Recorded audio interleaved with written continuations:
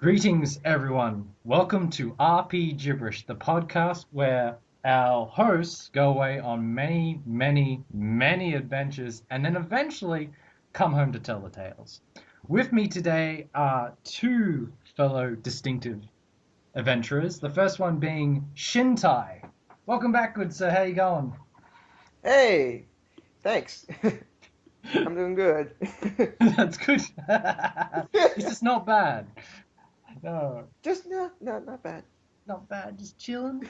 Alrighty, Pretty and much. our third distinguished adventurer is, you've just heard him on our very, very long Operation Rainfall episodes, and that is Muragaru. Welcome back. Hey, thanks for having me A- again. Anytime, And with this, I have a big announcement to announce to all our gracious listeners. As you know, I usually do RP gibberish with fellow YouTuber Aerodynamish. His work schedule has become extremely hectic and does not have a lot of free times these days. So he won't be joining us for this episode, but he will try and get back on for a few episodes here and now. So he's definitely still part of the podcast, but he's just trying to deal with work and everything right now. So I wish him all the best and whatever's happening. And Shintai and Taylor has opted to help the podcast out whenever there's a recording or whatever. So so thank you very much, good sirs, for helping me out. No problem. No problem. Thanks for considering us. Yeah. Anytime. But we'll get straight into it. This is the first optional dungeon of 2012, and I decided last year that I wanted to change things up a bit and introduced a couple of new segments. And the first segment is going to be the discussion. And what the discussion is, it's basically all the hosts here will talk about a certain element present in RPGs and discuss the differences, the pros and cons, and whatnot. It's kind of like my dissecting the RPG on my RPG Swagman channel, but in a group format. And for the first discussion, we're going to talk about world maps in RPGs. There's three main types that I want to basically talk about today. And the first one is the traditional overhead, overworld type that's present in games like Final Fantasy, Dragon Quest, and Phantasy Star. The other one is the quick menu world map system that's found in a few games. I can definitely say off the top of my hat, probably Suikoden Tearcrease is probably the first one that comes to mind. But recently, game I played, Naruto no Kiseki has that as well. And the Breath of Fire 4. Breath of Fire 4, good, yes. That was in the list in the back of my mind, so thank you for bringing that up. But the third one is no world map, which has become a common thing in nowadays RPGs where there is no world map. Every area interconnects with one another in real time, real dimensions, and yeah. So we're going to Like Dragon Quest 8. Dragon Quest VIII, Xenoblade, um, Final probably Fantasy 12. Final Fantasy 12, yeah. Mainly, I think I had Xenoblade in mind when I discussed this, and of course, probably the last one is the oldest one is East. There is no world map system in East. Every area is interconnected, so I thought we'd just touch upon those ones. So to begin with, let's talk about the traditional ones, kind of established in the 80s, where you got the um, overhead top-down view. Now, I could definitely say the pros is it's a really, really good way of showcasing a world in its entirety, doing it in a very simple way. I really, one of the things I really enjoy in RPGs, and this is some twisted logic here, is some games where you've been in so many battles and you're on the verge of death. You don't know where you are, and you just want a town to come into the horizon. And when it does, you just want to just hightail it to there. And you're about minutes from just complete annihilation. And because of that space, it only takes a couple of seconds, but anything can happen in that couple of seconds. I like sort of the anticipation, I guess. But one thing I got to say is The pros and cons, I would say a con, because I didn't really think too much about this, is I guess one thing is back in the early days of RPGs, because there wasn't enough memory on the cartridges, they had to reuse images. Like a town would be like a picketed fence with three houses, and that was a town. And if there was like a huge capital city or kingdom town, it would have the castle and probably more than that. I can understand that back then they would have to reuse images. Now, past the 32-bit era, I consider it lazy if someone did that. I kind of like it when people make different images to represent different towns and different dungeons and give the world, an overall distinctive flavor. More personality. More personality, yes. Um, that's pretty much it. I know I haven't gone along too much, so I'm gonna give the floor to first up, Shintai. What's your thoughts on the old school world map system? I'm a big fan of them because growing up, I played a lot of RPGs that had the traditional as opposed to the point and click or none at all. So I have this special place in my heart for them, so to speak. But there definitely are some advantages and some disadvantages. Um, I think the one really good advantage is it it gives the game a feeling of grandeur. Hmm. You go out into the world and you just like, for example, kind of a cliche example, but Final Fantasy VII, when you first leave Midgar, when you first get out of there and you're in the world map. I mean, you've been stuck in Midgar the entire time. So when you get out, it feels so open and free and grand and epic. You're just like, wow, this is awesome. And I think a lot of games that have world maps it lends it to this kind of grand feeling. Um, Another thing is you can hide secrets. Like with a Yes. point and click kind of map, it's a little more difficult to do something like that. But in the more traditional kind, you can put hidden dungeons, you can put like secret areas where you can learn, special techniques, different things like that, special items and weapons and all that cool stuff. Well, that's the big advantage of the old school ones. Is I was one of those people that whose curiosity was so grand that I had to basically walk up to every part of mountains or whatever, or just comb everywhere to see if I've missed somewhere. And some games back in Hmm. the day, it was very easy to get lost and miss things, and I think that's one of the best parts because you do feel like you're on adventure, and it does have that part of grandeur. And the PlayStation Final Fantasy games are the best representations of a world map system done right. Everything has a distinct flavor, its own character. Especially Final Fantasy VIII when you get to Estar. Good God. It's like Oh yeah, a small country. yeah. Just, But that actually kind of brings me to what I think is one of the negatives is it is a lot easier to get lost. yes. And this is especially true for older RPGs because they're a little more cryptic. And if you don't want to go and get a guide, um, some of these games won't tell you right away where you're supposed to go next, and you could be wandering around for a while. I think the very first Final Fantasy is a good example of this. I remember I got to a point where it wasn't very clear what I was supposed to do next, and I was just scouring the earth, just trying to figure out what am I supposed to do next. And I finally crumbled, and I was like, fine, whatever, I'll use a guide. And I was like, how the hell was I supposed to figure that out? And it took me so long that I was so over leveled from like just running around the world grinding that like the rest of the game was too easy. Now that was like me in Fantasy Star. They do give you hints, but you couldn't go to just one person. You had to kind of go your way, talk to everyone, and they give you Twice. some direction. And most of the time you need to go and grind and everything. And depending on where you hit, it could mean life or death. But it wasn't as bad as Final Fantasy 2. You could literally walk into the wrong zone where enemies were 10 times as tough and just kills you without a second thought. And just like, Yeah, I do not like that game. Haters, you're all haters. I don't like Oh, you like it? Oh, I love that game. Oh wow.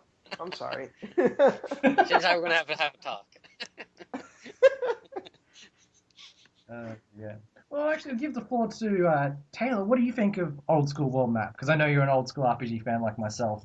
Well, I wanted to kind of touch up on a couple things that were mentioned earlier, and that's how Shintai had mentioned about Final Fantasy VII, and I think they did a really, really good job with that artistically because Midgar feels so grungy. It feels so constrictive in a way because it's like you have piles of trash everywhere, and it feels very claustrophobic. I guess you're just kind of like Dirty. it feels dirty. Yeah. When you play Final Fantasy VII, it just gives you an impression that you're going to be there for the entire game until they throw you out, and you're just like, oh wow, this is just part of a big world. And I think the payoff's much better, and the surprise of awe is much more better than most RPGs. Yeah, and so that's definitely where I think it helps kind of bring a new nuance to the overworld map because it gives that kind of free feeling as Shintai said that kind of like the illusion, well, not the illusion, but that kind of feeling of grandeur, and it's really, really nice. And I I think because of how we've kind of progressed up until nowadays, like everybody kind of likes these really big. We have these really, really huge towns, and so there's so much exploration in the towns itself. You kind of get away from it nowadays, which is a little unfortunate. But and also the point about getting lost. I love getting lost in world maps. And you bring up the original Final Fantasy, and it is a bit cryptic, but if you talk to everybody, you can get a general idea. And sure, you have to kind of backtrack and go through and talk to these people, but I think it fits the setting of it, the feeling of it a bit more instead of just kind of knowing where to go. Well, I don't talk to NPCs because I'm like, screw them. Well, yeah, I mean that, and that's what it kind of leads to is that you know it forces you to have to talk to people. God forbid, can't kill and slay everything, and just kind of this creepy aloof superhero. It's like, why do I have to talk to this person? Can't I just throw a fireball at him? That's definitely a good discussion for another time. Is on towns and RPGs and the uses and the uselessness.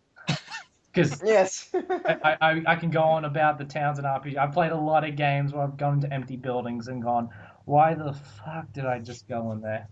not just empty buildings, just like games where you have like an empty room, and I'm like, why did you make this? What's the point? I mean, games like I'll probably save that to this discussion. But one series I really like that does it right is Dragon Quest. They actually know how to do towns really well. So. Oh yeah, because there's so many like goodies all over the place. It's like, oh, there's a dresser here. Open it up. Oh, I found some gold. Sweet. Exactly. Stick my hand in a jar, or break some stuff and just like find stuff all over the place. It's great. But yeah, so I guess some positives I really have for the overworld maps are kind of mentioned before. It gives that it's very open. It allows for you to kind of adventure this way or that way, and you can kind of once you get certain vehicles, yes, you can really go all over the place, and that definitely helps world maps having just a multitude of different vehicles to kind of be like, yeah, I'm sailing over the ocean in my new boat or something. I guess in an artistic, I'm on a boat. I'm on a boat. In an artistic sense, it's good because it gives you that feeling of progression. Now you have a vehicle you can traverse over a certain type of terrain that blocks you. Now, from a programming standpoint, it's awesome because it restricts the player to a certain place at a certain time. Again, Phantasy Star is an excellent example. You get the three different vehicles, like the Ice Digger. You get to finally crush through ice. You've got the Hydrofoil that just speeds over land and water. And you called the Land Rover, which was the first vehicle that lets you drive over sand pits. So I like that sense of progression as well with the different vehicles. I think that's another good thing. Like world maps let you drive different vehicles and stuff, and the Final Fantasy series has chocobos, and I think that's cool. Like to add a little something extra to while you're traversing the world maps. I think that I don't know. I think it's nice, especially with the chocobos, because usually those, the Final Fantasy games add something to the chocobos. Like there's usually like a system on how to harvest them or whatever. I think the forest and stuff. Oh, in nine, I think the chocobos were great because you had like the hot and cold game, Yes. and you That's could such an level up awesome the game. chocobo. Leveling up chocobos, that's awesome. I, That's insane. Final Fantasy did that right, because you don't get into fights in chocobos. That's the one thing that really irks me with overworld maps. I don't mind getting into fights on foot or something, but when I'm in a vehicle or in a boat, having to fight some like sharks on a boat. Oh yeah, I always thought that was silly. It's like, do they just like wait in the water I, and then jump out on top of the boat? the It's like, come Yeah. on, let's do it. the major two exceptions, of course, is Fantasy Star 4 and Wild Arms 3, because you actually get to fight with the vehicles, and that was extremely awesome. I I remember, like that for four, but the fights are very. It's usually the same thing or something. I mean, it's really cool seeing the dashboard with all the lights and stuff shining, but it's and it has different music, but it feels like they could have added a little bit more variety to them. I felt. well, I think it's just the case, that you not only do you have the dashboard, the music, also you have the weaponry. And just the first time, it's just like, yes, I want to fire the cannon. You see this huge. I think another game. Everything dies. Being 10 years old, just like, oh my god, this is so cool because I haven't played anything else like it up to that. Mm. So that was really cool. Wild Arms I 3, think. hey, Wait. I think another game. Skies of Arcadia. Because I played that game. yes, I love that game. One of my favorite RPGs. That game has a really cool world map, and I love being able to fly around and get into like airship battles. I think that game handled that really well. You actually bring up another good point about this world map system, and it's actually a positive and a negative.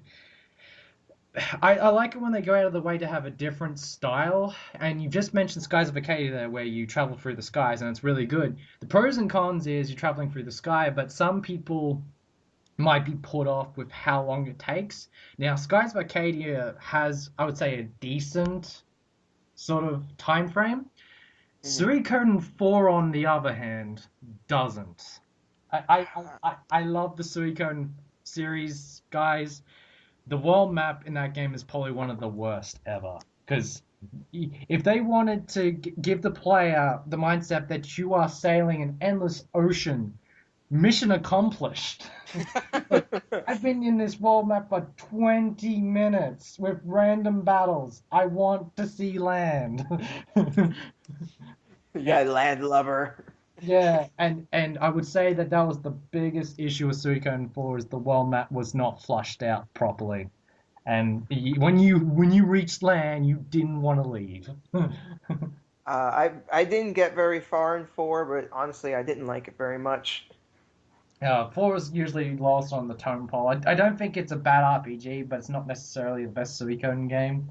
But I didn't think it was like really bad or anything. I just uh, wasn't really feeling anything when I was playing it. I was just like, eh. yeah, I totally understandable. But I think that's where you can go wrong. Like, it depends on, like Taylor said before, if you like getting lost, if you don't, or getting that happy medium where you feel like you've had perfect amount of time traveling to point A to point B, or you've had your fill around a certain area trying to find the little secrets. Like Dragon Quest 8, when you bring up secrets, I love Dragon Quest 8 for the secrets. There's so many great secret spots, like Definitely. coming across the puff puff puff. Oh, I'll explain that in another episode why that's so funny. What's really great about Dragon Quest 8 is you'll be playing through the game and you'll find chests that you can't open, and then you'll find something, and you'll be like, "Oh, this will allow me to open up chests I couldn't before." And if you remember, you can then go back and kind of like a Metroid kind of thing, Yeah, in a sense. I like I've met a lot of people in the community that despises backtracking, and I might be one of those few people that actually really loves backtracking. Probably one of my favorite elements in video games in general. I like the fact that I see something that I can't go through, Do anything about. and I have that in the back of my mind. This anticipation keeps building and building and building, and then you finally get an item where it's like, I actually prefer when I get the item that doesn't tell me what it's for, but you get this idea in your head going, hey, I wonder if I could use it, instead of games that say, hey, you can use this on this specific door. It takes away some of the anticipation. But, I like the old school RPGs, like, get a key. It's like, now I'm going to go back to every chest and see if this key works on it or not. And see if it was a waste of time or not, which usually, most of the times, isn't, because it's just having fun with the anticipation, so I guess, yeah. I think in Dragon Quest VIII, what made it work really well was, at first you have like a lower tier key, and that would open up some of the chests. But some of them was like, oh no, this is even harder to unlock. You need to get an even better key, and you're like, oh wow, this whatever's in here must be really awesome. It's actually a common thing in most Dragon Quest games. I think some games sort of miss it out, but it's not something new. I can tell you that now. That's why it's one of the many things I love about Dragon Quest.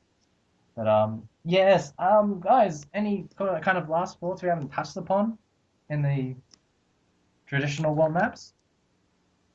The only thing I can say is I think they kind of worked better, like in 2D as opposed to 3D, because honestly, one of the biggest problems that I've encountered with 3D world maps is the camera. Yes, I probably will agree with you there. I mean, there are still some 3D world maps that I really love, like, Final Fantasy 7, 8, and 9 had really great world maps, and a few other games, but in some of them, it takes an eternity to turn the camera around. There's nothing you can do about it, and sometimes the frame rates just kind of bleh, and you don't encounter any of that in a 2D game. No, and I actually I've actually just thought of something that I think is annoying in world maps, because I was trying to figure out if there's something I want to talk about. This is something that Final Fantasy IX does right. Is when you want to go into an area, it gives you a prompt whether you want to enter the area. Thank you, Square, because let me tell you this now. There's nothing worse than going out of a city, pressing the wrong direction, and walking right back in. And then loading and just like, oh, God. Oh, good old PS1 days, loading. Good old days, Well, I wouldn't say the loading was horrendous back in the Mega Drive and Super Nintendo, but just like, I didn't want to go there. I guess touching a bit on airships, as much as I love the feeling of being in an airship and flying over the world, sometimes controls with the airship getting in and getting out it always confused me. It's just they're always. Yeah, I agree. It's always kind of weird. Xenogears is the latest offender of that. I'm not gonna lie. I found that getting into there was very I had issues. Not just that, but some of them have like really weird controls to just being able to fly around. Yeah, ascending, descending, turning around. Yeah, like in Tales of the Abyss, when eventually at one point when you have your flying ship, the controls, I mean, they're not that bad or anything, but like, if you've never played the game before and you just go into it and you try to move it around, you just be like, well, what the hell am I doing? Oh, okay. I just haven't gone that far in Tales of the Abyss yet, so. I mean, it's something you'll get used to, and it's not that bad. But something yeah. Look forward to, not look forward to. Well, I mean, it's something you'll get used to, and it's not bad. Don't worry. No, I can understand that. It's all cool. So yeah, you have to say the thing about overworld maps that definitely really makes them awesome is that they provide overworld themes. Yeah. So they provide I don't know. Yeah. A lot of overworld themes are really. I like most of them, and they're really kind of catchy, and they're very kind of put a spring in your step a lot of the times. It feels like so. I like that. However, I kind of agree with you guys with that, overworld maps are really meant for the 2D kind of platforms as opposed to in 3D. Because in 3D, then you're having to deal with, as you kind of mentioned before, load times and.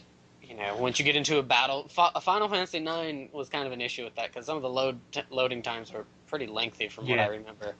and you just have to get into a fight, and you're already like 20 to 30 seconds into the song, the battle theme, before you actually are able to like select options in the fight. Yeah.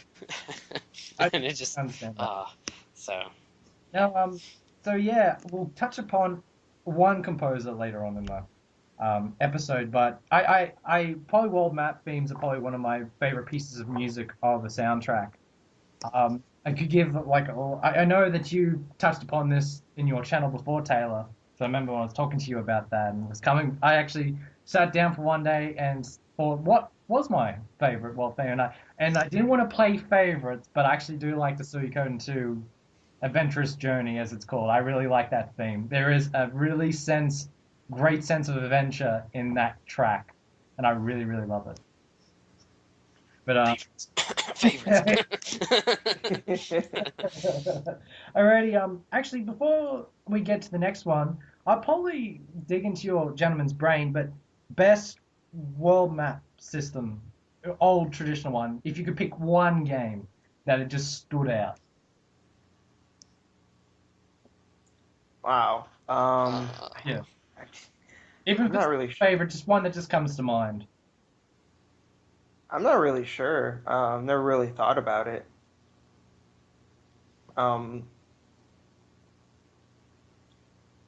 I kind of liked Breath of Fires, the second one specifically. Oh, I love that world map. Because it's one of my favorite games on the Super Nintendo. I really did like the music. Mm-hmm. It's weird to say the colors. I really liked the color scheme of that map. It wasn't too bright. I think that just the color scheme of that game in general was Yeah, really great. it was. It was really really good. And there was so many distinctive places being a Super Nintendo game. Mm-hmm. I definitely agree with you there. It's a really really good world map. Make me want to go back and play it. I haven't played that game in ages. It's a very imaginative world as well, which lends itself to the world map. Yeah. It's kind of the happy side and sad side to that. When I think of Breath of Fire, I think of the good times. It's my favorite Capcom property, and it's just really sad to see how it ended up. You know, it makes me sad. I mean, a lot of people nowadays are going through the pain of the Mega Man Legends 3, and guys, Uh-huh. you're a part of that, and you know the feeling of sadness. Well, I was in your shoes with the whole Breath of Fire 5 and Capcom saying we're not going to make any more because you didn't. Yeah, I was really angry and sad because I wanted another Breath of Fire game more towards the traditional sense. And it's just really cool to see a poll in Famitsu that the Japanese audience would rather a Breath of Fire game over Monster Hunter. And they still haven't done anything. And I'm like, are you serious? You know? Capcom, you're a bunch of queefs. HD Breath of Fire, please. That's all I'm gonna say. That would be so amazing. I mean, Imagine Ryu turning into a dragon in cell shaded graphics or something. yes, Too awesome. it was you I discussed with this, but I actually specifically said Breath of Fire needs to be cell shaded. You know, with the original artists. If they brought that to life, and they kind of have with the last Ranker, but if they did that for a Breath of Fire game, it would look so artistic, so imaginative. It looked beautiful. As long as the characters doesn't look like Ursula from Breath of Fire 4, she sucked. I did not like her. But anyway, Taylor, any examples come to your? A few that come to mind. I really can't pinpoint and say this is maybe the most sentimental to me is the original Final Fantasy, just because that's the first game I played. Well, not the first game I played, but like one of the first games I played. I played it for so long, whatever, yada yada yada. Another one that really comes to mind is Terranigma. Oh, good. Oh, Good choice. But was it? Did you have a favorite between the underworld and the overworld, or you just like them both? What do they call it? The Crystal World or Crystal World? Yeah. Yeah. I don't like that one as much. It's really cool. It's really interesting. It's definitely different. But I was a much bigger fan of the overworld. I just loved how the overworld was kind of pieced together and just and the fact finding all that stuff on your own. and the fact that that was the first game where the overworld was our world. It was planet Earth. Well, you can kind of make the argument for Dragon Quest III in a way. You can kind of be like, oh, this is it's definitely modeled after the Earth. Mm. Illusion of Gaia as well. Illusion of Gaia. Just yeah, just Illusion of And Gaia. then you go to the sadly. Great Wall of China at some point. yeah. And Angkor Wat. I remember Angkor Wat because that place gave me a lot of bad memories. That game gave me a lot of bad memories. Oh, I love the Illusion of Gaia. No, I love the game, just not that area. We're gonna have another talks, Shintai. We're gonna be talking for a while. We're gonna have a lot of talks. Right? The other one that comes to mind is Rudra no Hiho, but that's more because of the music, or Treasures of Rudra. The music is complemented with the battle music for the overworld theme and stuff, and it changes with each chapter or different storyline you take. So, Ooh. and because it spans over X amount of days, 15 or so, as you're progressing through the game, the actual planet changes. So it's pretty cool because it's pretty. I don't want to say desolate, but it's very dirty Okay. when you start the game. Is So- decaying the right word? Is what? Slowly decaying? I wouldn't say it's just very dirty. Let's just say that it's very decaying is one way you can kind of put it. It's not decay though. It's just just dirty. I would say dirty more so. It's very just filthy. Okay. The water is wretched. The land is just kind of not Bleh. well cared of. It's a very dark when you're starting off the game. It's very dark, and then as you're trying to stop the cycle, because there's this cyclical 4,000 year thing that goes on. That after 4,000 years, a new kind of species is brought about, and humans are trying to stop that from happening. So yeah, but yeah, that's Goddamn humans. damn humans and their damn rap music and I really enjoyed it. What I played of Rudra no Hiho. It's just the copy I was playing just bug it up. I just want to play it without any issues and I can finish it because I really like it for a game that exists in that time near towards the end of the main life cycle of the SNES. It's one of Square Enix's, or Square, I should say Squaresoft's, more interesting titles, and I got Taylor to thank for that because I knew about it, but it was kind of like way into the distance of any fort, and kind of brought it back. heck yeah. And then another one is Chrono Trigger, but that's pretty self-explanatory. Yeah, that's probably kind of more restrict. I like the world map of Chrono Trigger. It's way more quick. Some ways it's restrictive, but it's probably for the game. It's probably right. It's probably the word to say. It fits it. Mm-hmm. The sprite for Chrono on the world map always creeped me out. He looks like a doll, kind of. It's like one of what those were they voodoo dolls. Yeah. I was like, what were they thinking?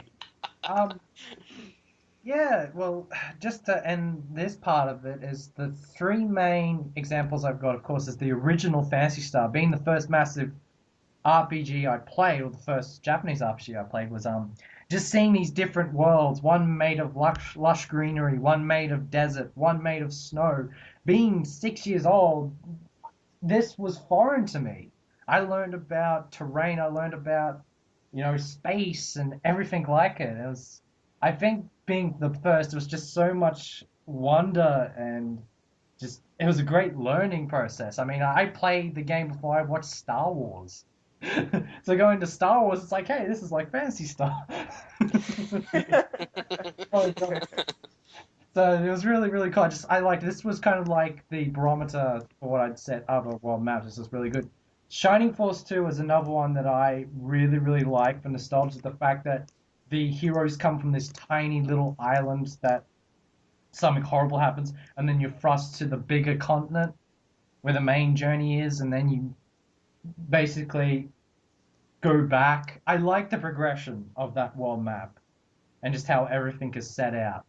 And of course, the last one, playing favorites again, is Suikoden 1 and 2.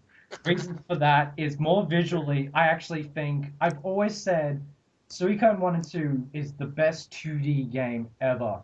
In terms of visuals, I think it has the best graphics ever. And people are probably like, what? I was like, no. The dimensions on the characters are good. Even the world map, little tiny main character's really cool. The trees, the mountains, all distinctive, and the towns.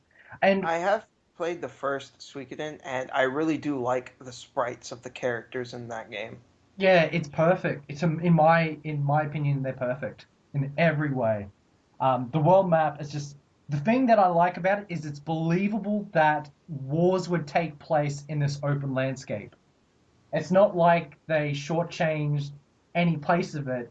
They actually set like the major war battles in places that would be legitimately possible, and it just made the game far, far more believable in that regard. So, probably Suikoden 1 and 2, my favorite world map of the traditional world map. So, yes, that went on for longer than expected, but that's good. That's really good. I really enjoyed that. So let's get into part two where we talk about the quick travel one. Now, this comes Hmm. in many different forms. It can come into a menu where you just hit a click of a button, or you need to actually move your character, kind of like a piece of a board game, would be the best description. Yeah. It's kind of more, you probably have seen this more present in platforming games like Super Mario World, and, Super Mario Bros. 3, and what's another one? Yeah, yeah. James Pond 3, Donkey Kong Country, That's probably the biggest one that springs to mind. I would actually go out of my way to say that I don't hate it, but it's my least favorite, would be the best description. It takes away that feeling of grandeur, but if you wanted to free up memory and just wanted to focus on the individual areas, I guess it's the best thing to do. I personally like it not as the main system of traveling, but I like it as a reward halfway towards the end of the game. That you've been to these places, at least once or more than once. But if you have to go again, I like backtracking, but sometimes it can get monotonous. So I really like when the game throws a system like this in place. I was going to give an example, but it's a game Shintai's playing, and I don't want to spoil it. Oh, So I don't want to spoil it, but it's a game from Falcom, and Taylor knows what I'm talking about. oh, the example I was going to give was Final Fantasy X, and I think Yeah. that describes what you just said perfectly. Like, for the majority of the game, you've already been to all these places, and at the very end, it's like, oh, hey, here's an airship. Go where you can go back to all the places you've already been to. Yes, that's actually one of the best elements of Final Fantasy X that does that perfectly because you go to Xanarkand and it And gives how far have you gotten in Tales of Graces? Tales of Graces. I've been in the first storyline. All right, well, that does the same thing as well. Yeah, when you get the spaceship. Yeah, I liked that. I really liked that because it was very specific with the location and the coordinates. But I must say Yeah, that took me a while to figure that out because I was like, how do I do the free coordinates? Because it would automatically lock on, and I must have skipped over where it tells you to do it freestyle. And so that took me a while. But once I figured it out, and you scan the world map and find areas, I liked that. yeah, me too. So, but like I said, at the one stage it's quick travel. On the other hand, it takes away that sense of progression. In one way, Persona 4 does this as well, right off the cuff. You can choose to go through Inaba, or you can quick travel to places in Inaba, whether it be the market or to Inaba High. It didn't bother me because the town is Pretty so small. so yeah so big that it doesn't matter. And if you want to, it's more catered to a desire. If you need to go to the weapon store or you need to go to an event at Inaba High or a social link, I think it fit really well. Uh, another Agreed. another type of this quick well map, which is good and bad, is when they add a timer to it. They do this in Suikoden's Tier Crease, where if you go through a certain area, that's a day or two. And it's good and bad because there is some characters that if you take too long, they are gone from the game. Ooh, ouch. So that's annoying. Should have hurried up. Well, actually, what happened was I ended up reverting to an old save file, got it, and got all 108. There you go. In Suikoden, I do. That's how you do it. Old save files to the rescue. I don't falter when it comes to collecting 108 stars. I make sure that happens. But I guess in the other one, I know Shintai will get a kick out of this, is Final Fantasy Tactics. That has a day system as well. Well, I actually did not sort of dissect that too much. Is there a change? I didn't really see it because you know to have the season or whatever in the day. I didn't know if it kind of changed the conditions of battles or anything like that. To be honest, it's been quite a few years since I played Tactics, so I don't quite remember. But I think it did affect some things, but don't quote me on that. No, I haven't played the PSP version in a while now, and sort of I need to get the PSP version. Yeah, I need to replay it. I haven't played it in a while. Or the White Lions. Probably my favorite of the Evil East games, which I'm not too fond of, so that's saying a lot. So, all right, I'll give the floor to you, gentlemen. Is there any sort of, what's your thoughts on the whole quick travel world map system? You first, Taylor. Oh, me first? Okay, okay. All right. I guess things I'm put on the spot now, but the one that comes to mind, and I think it really showcases the dichotomy between the world map as opposed to this kind of point and click, is the remake of Lufia 2, or the re-envisioning of Lufia 2 on the DS. And so Lufia 2 was made for the Super Famicom, Super Nintendo, and it had its open world map, and you're like, yay, traveling, going all this which way and that. However, in the DS version, they totally got rid of that and put in this just kind of click to go here kind of thing, and it killed a lot of the adventure and kind of the joys of adventure that you had for Lufia 2 when it came to this game. And I mean, not only did they butcher that game a lot to begin with, but that there was, it stung. It did. It stung a lot. I still haven't played it, and every time I hear from you, all these different elements, and it makes me want to go in the corner. Put my face pile and just like, oh, this isn't happening. Yeah, it's it really did not work. However, if it's like something, I don't mind that. I really don't mind it. It's nice to be able to kind of just go from one spot to another really quick, especially if you're just kind of like, okay, let's go here. Particularly, I like it when they do it in Xenosaga, when you're in the what the heck's that town called? I don't remember what the town is called off the top of my head, but you can just select different sections of the town and go to those different areas without having to. Well, no, I take it back. You have a little walk, but it's kind of like your character is the pointer for it, if that makes any sense. Yeah. So that's what it is. Yeah, it's like the town is minimized, and then you have Shion just kind of walking on these little guideline roads to the different pointers, which I would kind of consider a point and click kind of thing. It's not too different. I really don't mind them. It definitely, like I said, it kind of cuts away from the sense of adventure a bit, and it focuses more on different aspects of a game. So you're when you take that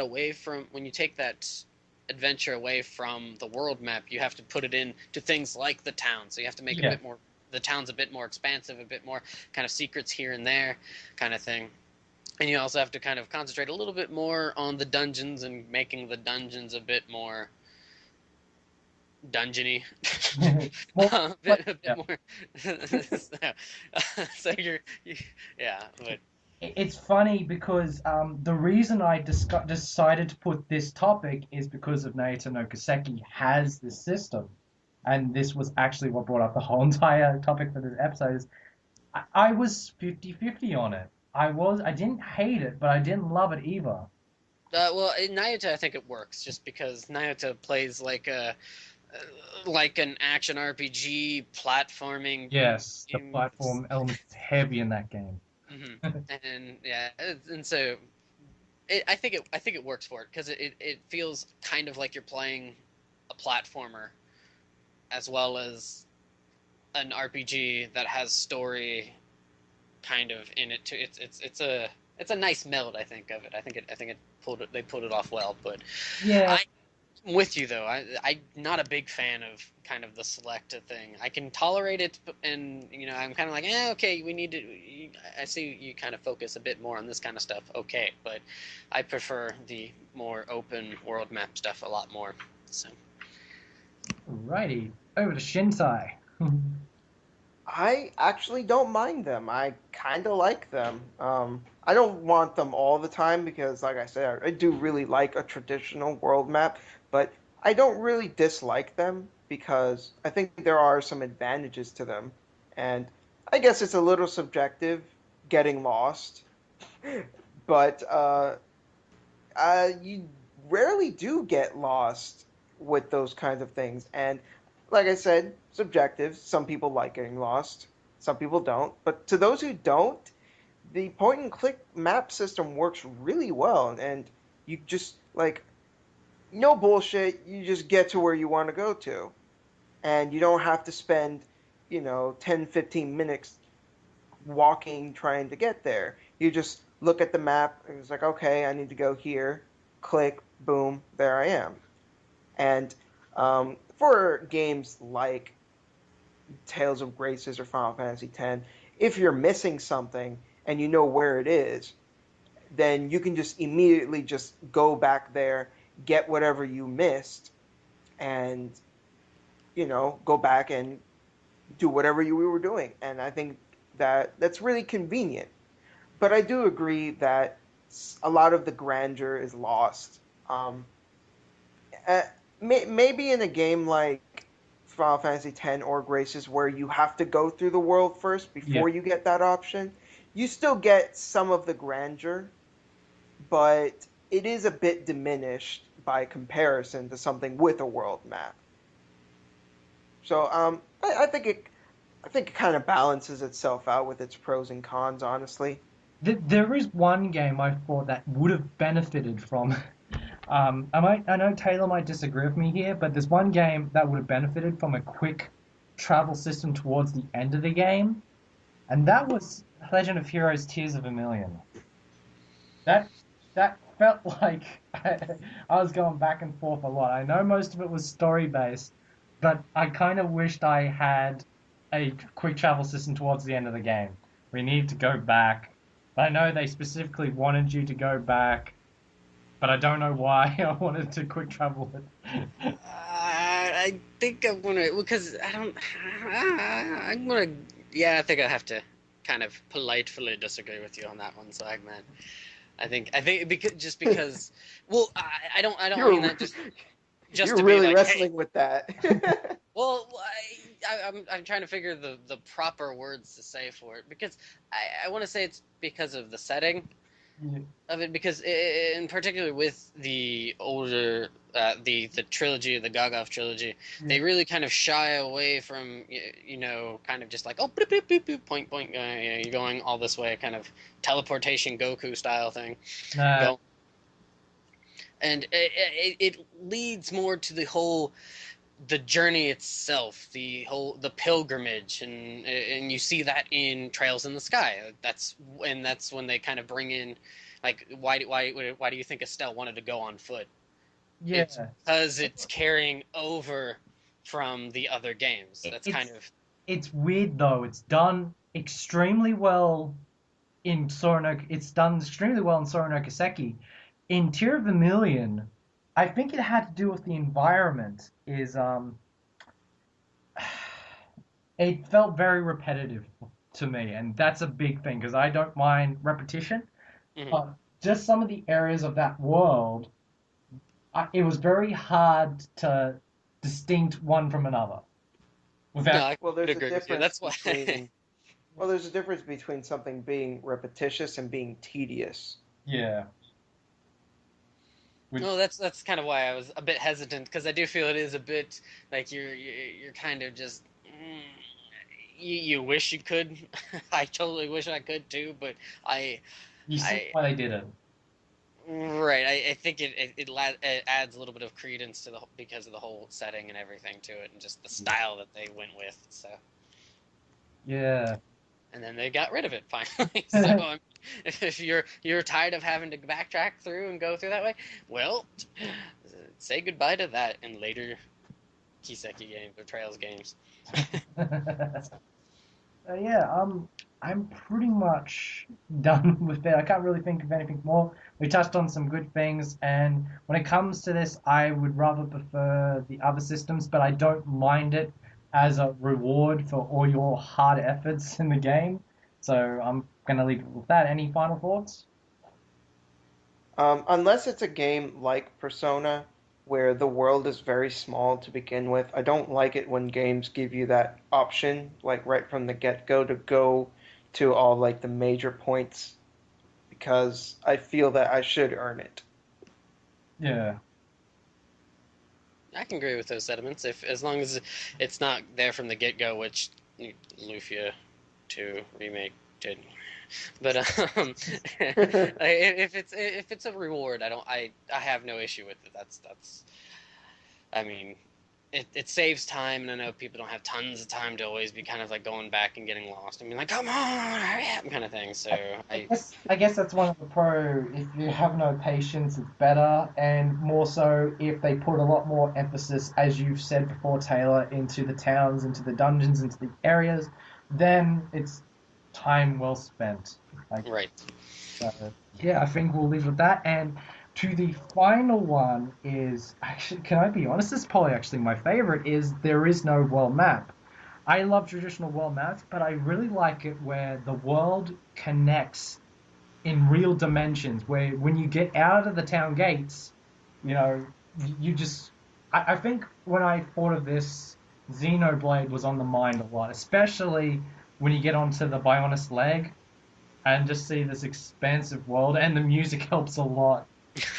Just like, welcome to Z, this is where the game truly begins, and just like, this is awesome. It's just like, I really do feel like I'm in this giant world, but I can't see from the distance. I just have to keep going and keep going. And I personally think the sense of progression is a lot more with these games.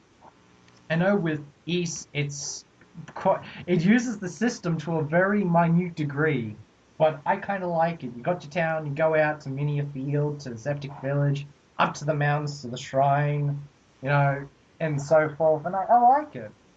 I like the sense, and because the game is so small, getting back to Minia is not a problem. Just you can just envision adult running at full speed, which in the Sega Saturn version he actually does. Which is very, very cool. But other games like Alundra, I don't want to start a whole if this is an RPG or not. We'll just say for adventure RPG games, Landstalker, Alundra, you can say Legend of Zelda. Well, most action RPGs, you know, Secret of Mana is a very good example. That Yeah. done extremely well because the thing about Secret of Mana is it gives you some points in the game where you feel like you're just on the average world map because it's got the world map theme and it connects to different areas. And then later in the game, you get Flamey, which is probably one of the best sources of flying ever. But I kind of like it. Just the sense of progression. There's the visuals aren't compromised as much. I wouldn't say that's the right thing to say, but you know what I mean. I like the fact that it stays the same.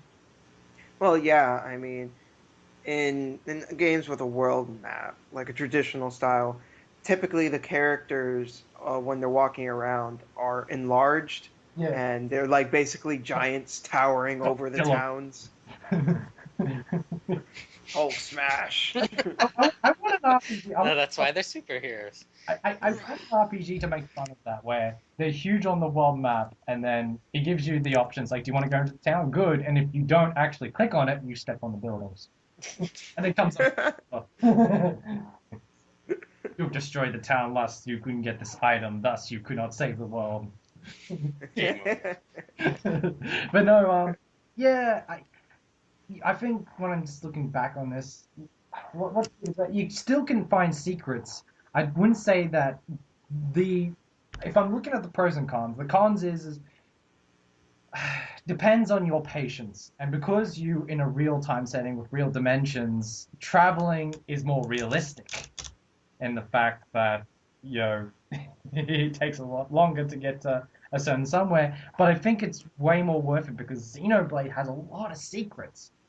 But it gives you this smorgasbord of directions to go at your own risk or willing, you know. And I searched every nook and cranny in that game because there were secret enemies to kill, different items to procure.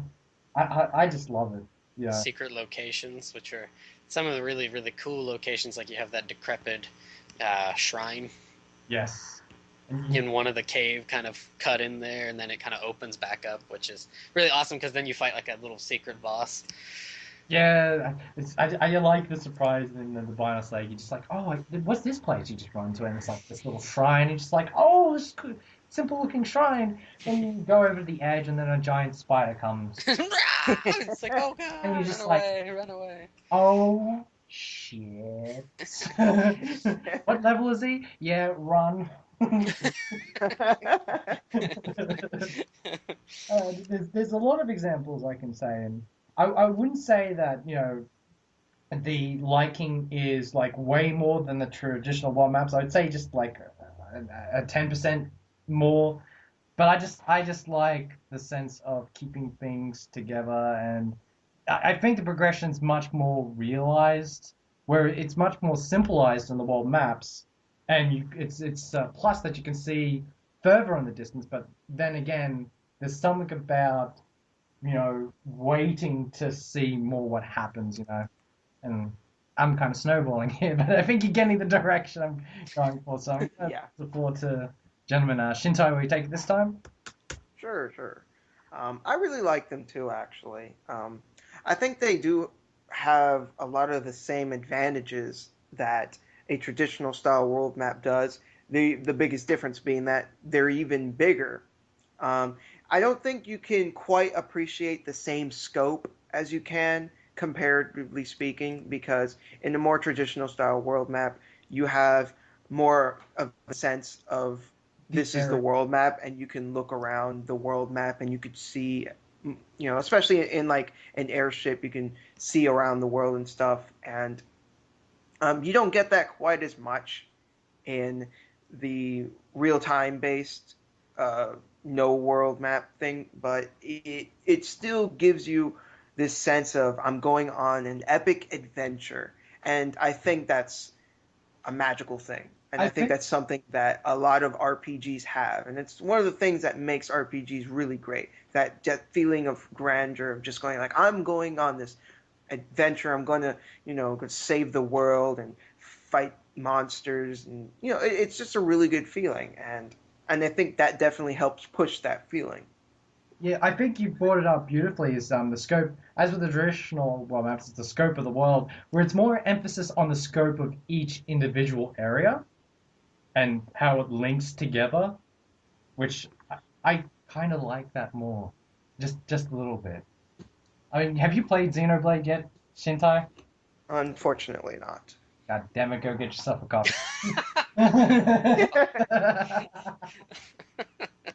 uh, it does it so well. I cannot stress that enough. But yeah, Taylor. Up to you. Uh, I really agree how Shintai definitely put it better than I would have probably stumbled over trying to say it.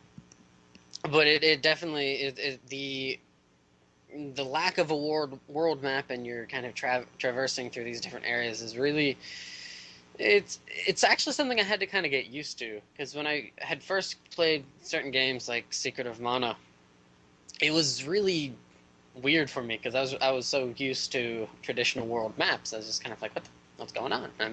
Where's my world map?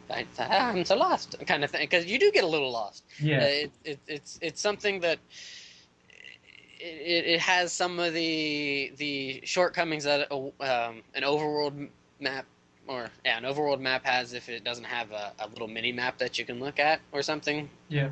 Is that you might get lost, or you just might backtrack some way, and then you just spent 5-10 minutes going back to this town or this section of the game that you really didn't need to go to, and then you're like, okay, well I got to go back this way, and then okay, I got to go this way, and it can be a little disorienting. Sometimes it feels like, and I think they've, particularly with some of the earlier East games, if you're new to them, it might be a little. Well, the older East games, if you try to play those for the first time, you're like, oh, it's not too difficult. It is kind of simple, but it's a lot more open. Well, one is, two is. Oh, two, yeah. So just labyrinth of the game, just labyrinth. Yeah. Even Ruins of Midoriya, there's things lying around. It's just like corner. Yeah. So, yeah. And two is a labyrinth of a game that really, really, really tries hard to make you not like it. Oh. So that's where I succeed because I love that game. I can understand your way of thinking though. Even as narrow-minded as it is. I actually really liked Star Ocean. I like how Star Ocean was. Yeah, Star Ocean. That's a good point because a lot of people, because there's people that play Star Ocean and then there's hardcore Star Ocean fans, and the people that just play the games may have not know too much about the original Super Famicom game. That game doesn't have a world map. No, it doesn't, and I loved it. Oh, really? No, Because I played the PSP version. Yeah, it's a big change. Yeah, because the PSP version actually adopted a lot of the elements they introduced in the second one, in the second story. Yeah, and 2, I was playing 1, and I was just like, wow, this is exactly the same as 2. Oh, it's not. No, they changed that to please the newer fans. The original one was just no world map. Right, and now I want to play the original and see what's different. Yeah, it tried. It's definitely for the story behind it, how it came about and everything, and how it was made and everything. I think it's a really, really good game, and I liked not having the world map in that regards, and it actually was the game that kind of got me to be more accepting of games without world maps, and then I started playing other games like East and stuff. And East, a lot of the newer East games streamline the process a lot because even though you have this open area, a lot of it's more paths kind of thing. And the visuals are much more diversive. I definitely say that the newer East games are a treat in that regard. That they don't really. It's probably the least repetitious of that kind of system. And I liked them not having the world map kind of where you could click the thing eventually near the end there for 10. I don't mind because I know 10 got knocked on pretty hard for going down that quote unquote path, and 13 also gets that knock for you're going down a straight line corridor for X amount of time. But I personally don't mind that sort of thing if it's fitted into the story. Well, I wouldn't say fitted. Yeah, if it complements the story, kind of. When I'm don't want to get. Yeah, I know I brought up the wrong game for that. But... No, it's not the wrong game. It's in the wrong series though. I was gonna bring up Final Fantasy 10-2, but I don't want to create. I don't want to create this. I know both you gentlemen know my feelings toward the game. How overreactive I could be, but I don't like anything about that game. I think a lot of people can be very overreactive to that game for very justified reasons. So I'm not going to just comment on the world maps, the lack of, just the quick one, because that game is just shit in general. So I'm going to leave it at that. But yes, I do have to say one thing, is that for the lack of world map, I think it really works well with a series like Fire Emblem. And you're not traveling. I don't mind having the kind of the move your piece around like a board game kind of thing, the points and click one. But Not for Fire Emblem. Leave it alone. Good, so not to take this topic into overtime, you just introduced one more. One more, the fourth one I was trying to think of. That there's the traditional, the menu, the no world, and the storybook. Which is Yeah, I kind of clumped it in there. Sorry. no, it's good. It's good. I was trying to think of that fourth one, and you just brought it up. The story one. Of course, that's probably the one that has the least sense of well, it has a sense of progression, but not of adventure because it plays like a book. Right. Which is good in its own way. And it's good. It's really good in its own way. Valkyrie Chronicles is probably, in literal terms, takes this to that step, but you can actually flip back, which is really cool. But what I'm getting at with Fire Emblem, it's chapter to chapter to chapter, and the game just pushes you. It's like watching cinema and reading a book. It just tells the tale as it is and goes straight to the battle. I mean, you do get the option of going into the towns and getting your items, go have some few bouts in the arena, depending on which game it is.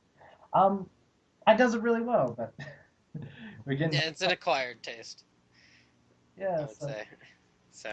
I just think it suits Fire Emblem really well. I couldn't... I think another game that does it is the first Vandal Hearts. Yes. I really, really liked that game. I think it was my first grid-based RPG, and it was really awesome. I beat it a number of times, and you're right. It doesn't really give you a sense of adventure, but it always made me feel like I was going forward. It always felt like I was always progressing, and it always made me feel like everything I'm doing has meaning, not just in a gameplay sense, but in a story sense. Yeah. Like, there are very few times in those kinds of games where there's a battle just for filler. Usually it's an important battle. Yeah. And that's something I really liked. Extremely more emphasis on story and events than other RPGs are. Because those games are very much cutscene, battle, customize, rinse and repeat. Vandal Hearts was the first strat RPG I played on the PS1. At that time, I was a big fan of them, so I was actually hoping that there was a game like that on the PS1, and then Vandal Hearts came out alongside Suikoden, and I'm just like, this is cool. I mean, I love Suikoden a lot more, but this, I would definitely say is, well, because we didn't have Final Fantasy Tactics in Australia, it's probably the best strategy RPG on the PlayStation 1. That's another... It's definitely one of the best. Yeah. The second one, though, whoa. Yeah. We've actually already talked about this in an interview we've done on your channel before, on our of Vandal Hearts, but I'll have to put aside and we'll do an episode on RPGibberish. We'll talk about 1, 2, and Flames of Judgment. I've not played Flames of Judgment. Yeah, I haven't... Get cracking. I haven't finished it. I've actually got it downloaded. I just need to play it. Oh, do you like it, Taylor? No, I'm just saying. I've not played any of the games, but gotta get cracking, get working on that. Well, you need to get You should play the first other ones. And it's not very lengthy either. You're not gonna break the bank, trying to find it either. It's good. Go play it. You get cracking. What are you talking about? I'm not the one who's gonna be doing an episode on it soon. So. Raggle. Down. We've strayed way off topic. Any final thoughts on, or any examples of what you think is a really good game that doesn't have no world map? And that does the storybook kind of thing? We'll go back to the no world map. And if you want to also choose the storybook. Okay, well, this isn't technically an RPG, but it has RPG elements. Yep. Which is Darksiders. Okay. That's a good choice.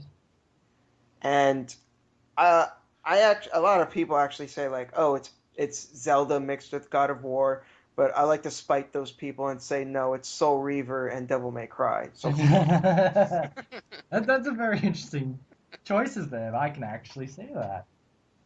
I say it's more like Soul Reaver by comparison because and typically in a Zelda game you have Hyrule Field, and Hyrule Field kind of connects to the different areas. Yeah.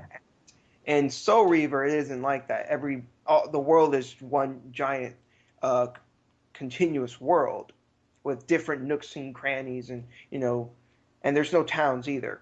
And there's also areas that are inaccessible to you due to your lack of certain abilities. And in Zelda, it isn't quite like that. There are in some instances, but it isn't as focused as it is in Soul Reaver and in Darksiders. Okay. I still need to beat Darksiders. I think I got 30%, 40. Pretty decent. The second one looks like it's way better though. Yeah, I've heard a lot of good things about Darksiders too. But yeah, gotta get on cracking on those games. Taylor. I had mentioned it earlier, Star Ocean, the Famicom version. That sits well with me, as well as you had mentioned it, Secret of Mana. Yeah. So I think I choose the earliest representation would be Secret of Mana. Because it wasn't until later on I became a big fan of East. I definitely would say now, of all the games, I really liked East 7. I really loved Altago. It was really fleshed out. I loved it. Most of all, but Xeno, you know, when I say Xenoblade is my favorite game on the Wii, I don't take that lightly. That game does so many things well, and that's one of the main things. It just gives you this wonderful, expansive world and this really, really grand journey. So, Most definitely. so I'll leave it at that. And that does it for the first RPG discussion, which went on nearly an hour. Cool beans. which is far more than I expected, but it was fantastic nevertheless. So, guys, comments. Did you like the discussion? What would you like to be discussed on RPGibberish? I've got a few ideas, but I'm willing to take any ideas that you're willing to come up with. So, post them down below. We read them. I know I do. That's an excellent tagline there. Put your comments down below. We read them. Sorry. It's not intentional. It's just one who can't segue into things. But anyway, let's line things up. Let's just talk about games we've been playing recently. Very, very quickly, and I'll give the floor to you, good sir, Taylor. Me? Well, I am very quickly. I just, honestly, I had finished Fire Emblem Awakening, which is the newest Fire Emblem on 3DS, a couple weeks ago. Yeah. And since then, I've actually been wanting to play a much better Fire Emblem game. So I put in Path of Radiance for the GameCube because I hadn't played it in years. Love that game. Yeah. Game's awesome. And so I've been playing through that. I'm nearly done. I've got about 3 chapters left, I want to say. So, yeah, totally rocking it with Ike and Co. And the Grill mercenary companion group thingy-jig. One of the best band groups. The Ike and Co. thingy-jig. I definitely say one of the most memorable of the entire Fire Emblem series. Love the Radiance games, except Radiant Dawn made me nearly put me in a insane asylum. Let's just put it that way. I still have not gone back to finish that game just because I was just so pissed off after beating that one level. I was just like, I can't play this game anymore. Well, I plan on picking that one up and beating that again after I beat Path of Radiance. So, Radiant Dawn. That one level where you're playing as the freaking princess. All those levels sucked. You have to play as Alencia, I think her name is. Yeah, oh my god! Except the battle in this. I know it's a simple battle, but the first one with her is pretty awesome. It is. The fact that it's one of the first major Fire Emblem battles takes place in the sky. Awesome. I loved it. Okay, yeah, that was pretty cool. But the last one, before it moves on to get to play as Ike, I was like, why? What is wrong with you? How can you do this? I trusted you. Yeah. You betrayed me. Yeah, he doesn't take that lightly, dear listeners. Yeah.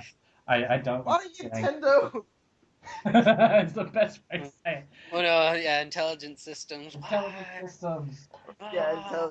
intelligent You make us intelligent, but my brain's about to burst. Trying to So, figure out the It's game gonna plot. short circuit my system. Yeah. So, uh, but yeah, other than Path of Radiance, I have been kind of very, very minimal amounts of I can't remember. Fatal Frame. They remade Fatal Frame 2 on the Wii, and I've been kind of very, very small increments playing that. So, and okay. that's about it. So, All right. I guess over to you, Shintai. Shintai. Yes, so. Well, for a while I was playing Fallout 3, and I did everything I wanted to do with it, and I got rid of it, and I'm very happy. I was there for one of the times you were playing, and yeah, you're pretty content. It is. I don't mean to give off that I think it's a bad game, because it's not. I even made a video about it. It's going to be up one of these days, and I give a very positive review because it is a very good game. But I was trying to do certain things in it, and I just burnt myself out. And the glitches can go fuck themselves. Oh well, It's one of the glitchiest games I've ever played in my life. And lucky me, I was playing the PS3 version, which was even glitchier. yeah. Woo! Well, being a Bethesda game, that no longer surprises me. Yeah, for Oh, Not being real. not mean Greg's calling for blood. not being mean to Bethesda because they make great, expensive, non-world map games, and probably the most largest example in video gaming. But yes, with that territory comes with extreme times of game testing and quality control that doesn't usually occur, and you'll find that out. But Right. they're good games, but the Bethesda games are really good for what they do. I don't usually No, have time to. they definitely are. Other than that, though, since I'm done with it, I've been playing as well Infinite Undiscovery, and it's a pretty solid action RPG. It's I don't really have any major complaints about it, but I don't have any major praises either. I think it's one of the more middle of the road Tri-Ace games I've played. Yeah, you know what? You perfectly just said my feelings towards it as well. I'm not in love with it. I don't hate it as much as say Valkyrie Profile or Resonance of Fate. So it for me is middle of the road as well. I think that's a game that a lot of people, if they would play it and they compare it to other Tri-Ace games, I think they would come to the same conclusion because it nothing that it does it's broken, and but it doesn't really excel either. It's just solid. Um, although Rika and Rucha, Rico and Rucha, I think their names are. Jesus Christ, Uncanny Valley, and those voices. Why? If there's So bad. if there's one thing about Infinite Discovery that made me super excited to play the game is the villain with the chains. It looks Oh fuck. yeah, he looks really cool. He's fucking badass. Never got to the part of the game where I've seen him. He's the reason I did. because I want to see what he does. I did, and it was pretty cool.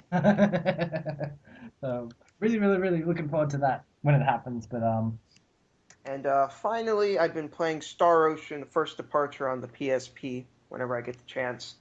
Um, and I'm finally being able to play it because for the longest time I've had 2, 3, and 4 beaten, and never got a chance to play the first one because for the longest time I didn't have a PSP. And I'm playing through it now, and I'm really enjoying it. For me personally, number 2 is my favorite Star Ocean game Yeah. because it's Sorry. awesome. 3 is my least favorite, put her all the way at the bottom. Yeah. And yeah, I'm mouth shut about that. two, two, but with 2 and 3 is tied for me. I actually like 3 a lot more than the community in general. So but to be honest, between 1 and 4, I'm not really sure which one I like more because I think the gameplay in 4 is like some of the best in the series, and 1's gameplay is essentially the same as 2. But I really like the characters and I really like the story. It's very charming. But and I thought the story and characters in 4 were kind of bleh. Yeah. I still need. Planks of Wood had more character than some of the characters in Oh, Star Ocean 4. you're out for blood. Well, at least Star Ocean 4 wasn't like blasphemy like 3 was. Okay. I know. And the gameplay was much improved over 3. Silence. At least in my opinion. Just opinion, folks. Right. This is going to be a fantastic episode for RPGibberish when we talk about Star Ocean, because I still need to beat 4.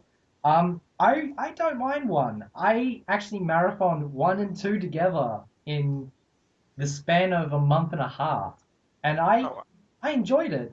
I would definitely say Star Ocean 1's characters are more old school, thrown into the sci-fi setting, whereas number 2's is a mixed bag. And 3 and 4 more accentuates the sci-fi element a bit more. Even though I think 1 and 2 complement each other really well because they're more connected. Yeah. And 3 it just really poops isn't. all over that. But seriously, like if you look at Claude's mom in the first game, you see a lot of similarities between the two, and it is really nice to kind of see kind of like that connection between the two games, I think. Yeah, well, I think it's due to the fact of how the games were released, how we perceive it, because in Japan they got to start with 1, but in America and the PAL regions we got 2. I was one of those people fortunate enough to play Second Story when it came out on the PS1, and I loved that game. But on the subject of glitchy games, Disc 2... Yeah, it was also kind of... Disc 2 can go fuck itself. That's all I'm going to say. that game froze on me a couple of times. I got stuck inside of a rock once. Yes, I got stuck in a never-ending loop with this gorilla. And this event, and I'm like, yep, because I didn't buy it. I rented a video store. It's like, yep, the game's broken. Take it back. Yeah, I have an important question for you, Shintai. Yes. Did you take the limiter off? Oh, you have to bring No, I didn't. Seriously, if you take the limiter off and you can beat him, you're an RPG god. Yes! And I don't say that praise lightly, because that was just ridiculous. Even fighting with the limiter on was just ridiculous. Probably one of the hardest final battles in RPG history. Taking the limiter off were makes like- that fight fun. My characters were over level 100. I think they're like level 112 or something. I still had a hard time with that fight. Yeah, the final time I fought him, he didn't pull anything off. Let's just put it that way. I found a combo. It's just like, yes, keep doing it. And I did it. It's good when you have died so many times from a final battle, and then you finally finish it and you defeat him, and that sense of accomplishment is much more, and your body can't process it, so you jump up and down. Well, that's what I do.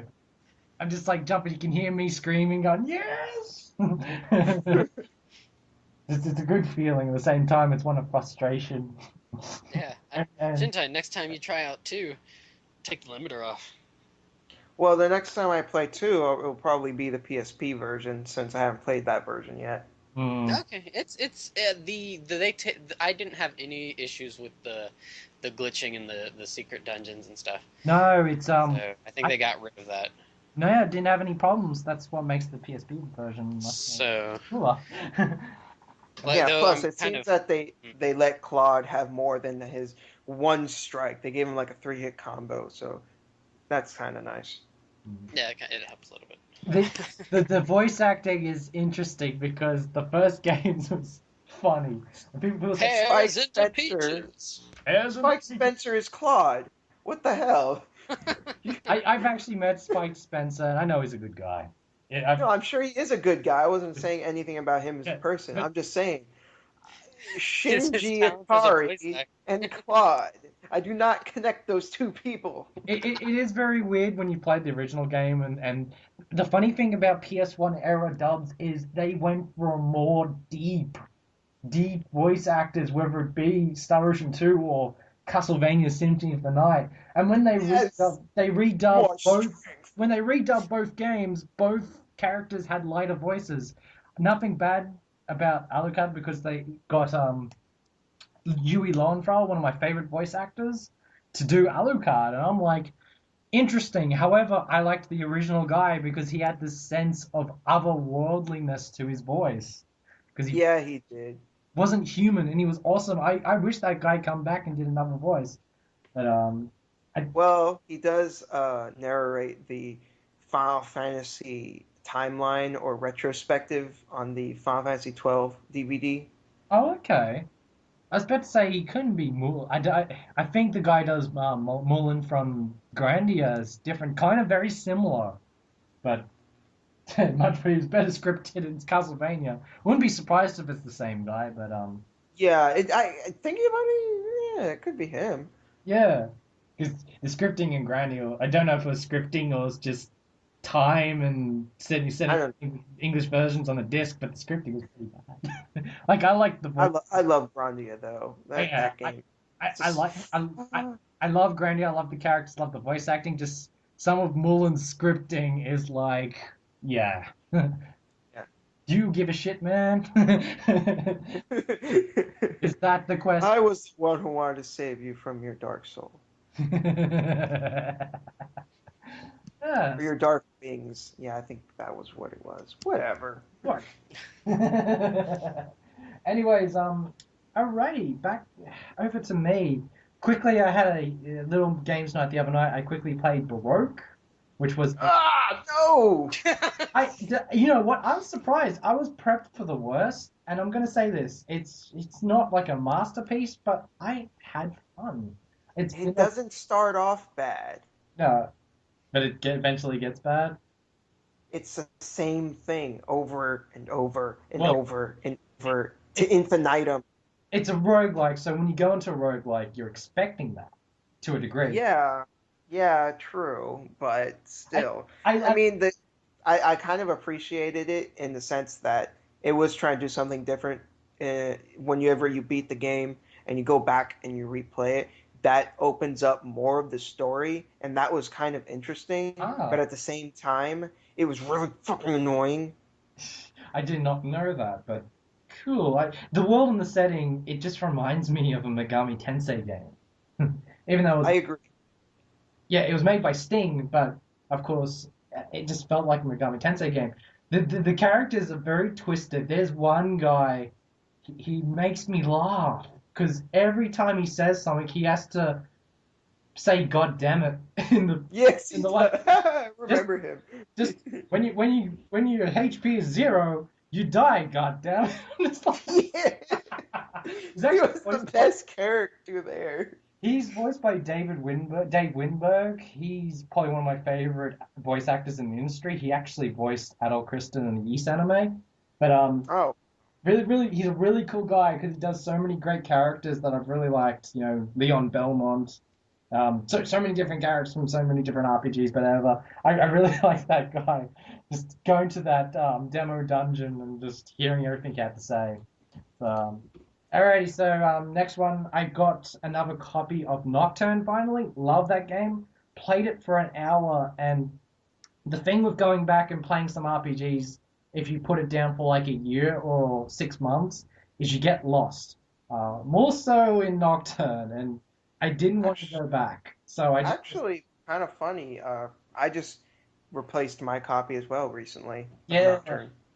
yeah, I read about, I found out about that. It's like really cool, man. So there's something about Nocturne that gets damaged. Maybe it's demonic or something. Yes, very. Demonic. No, but because yeah, it was interesting how I found my first copy. It was secondhand. It was one of the rarest games, or I thought it to be one of the rarest games in the Power region, and got my secondhand copy. It was pretty beaten, but I hadn't seen it in 4 years. And then this new online store I shop at gets new fresh copies.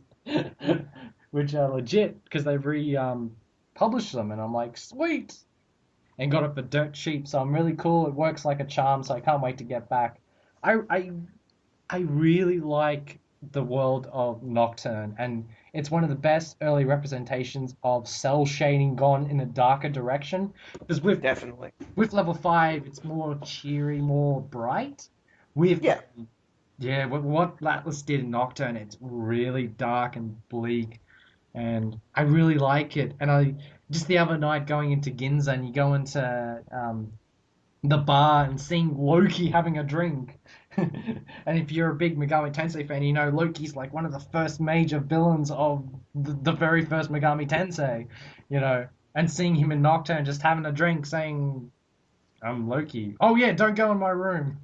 I'll fucking kill you. I really liked it. I can't wait to play the rest of Nocturne. But very quickly, I've been playing a lot of Naruto no Kiseki, as with Good Sir.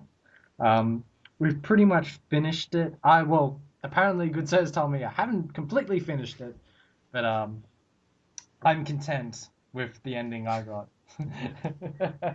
But it's a really cool game, as I mentioned before. It's an action RPG, but it felt a lot like a platforming game because each area, it felt more like a stage than an area, and you've got like a condition where, you know, you've got to search for the 3 crystals, or you've got to search for the chest, and then you've got the condition of each area where you've got to beat in 3 minutes, or don't get hit 10 times, don't fall 10 times, don't use free healing items and all that. It felt more like a platforming game, but it was kind of different. I always thought it to be interesting how Falcom advertised this game as a story action RPG. And I remember when it was coming out, me and Taylor kind of laughed at this. I was like, so every action RPG we played up until this time didn't have a story. They were just figments of your imagination. Yeah, but I can understand where they were going with that. Like, you know, more emphasis when you go talk to the characters in the town and the events.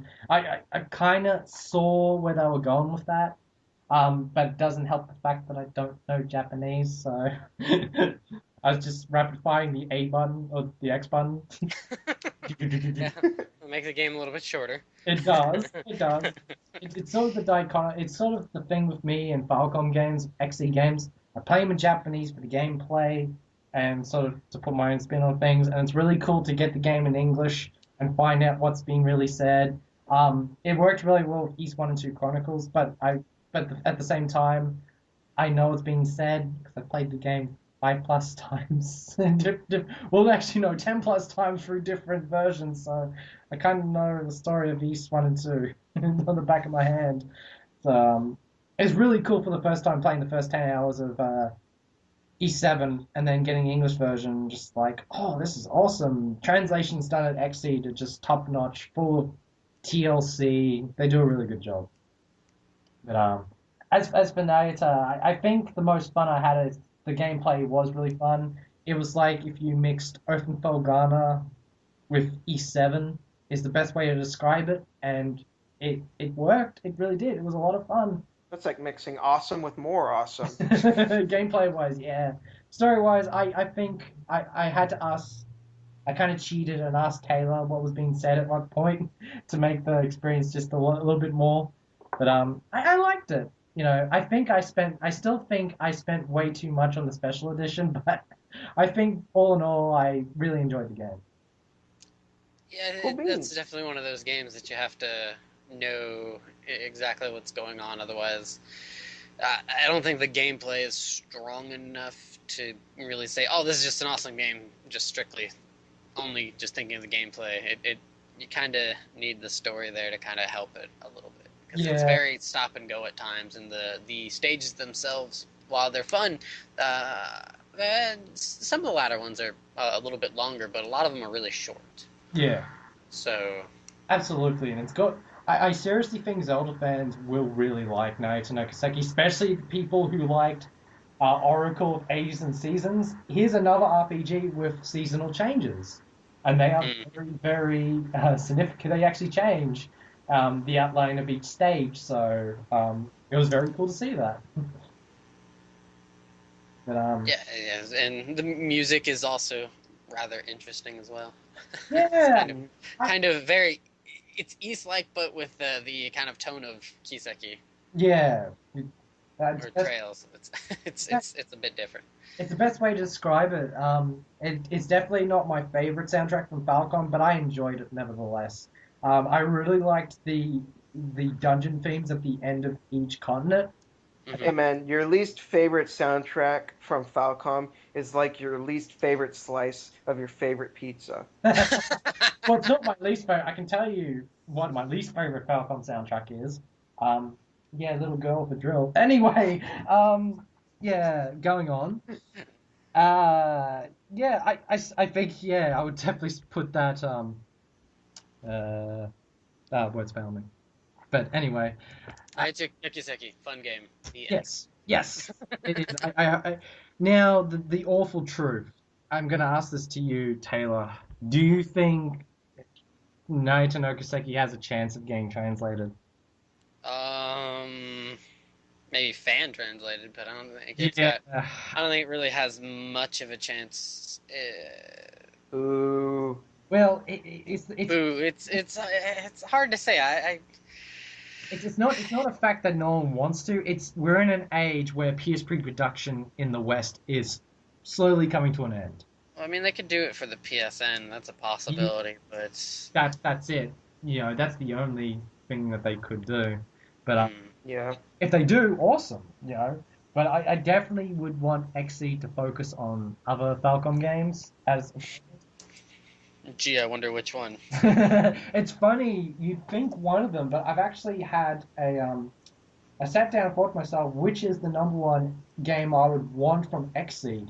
Surprisingly, it's not SC because I know for a fact that I know for a fact they're still working on it, and now with the news that the PSN version of SC has finally made some ground, which is really really fantastic news. It gives them more of an incentive to put it on PSN.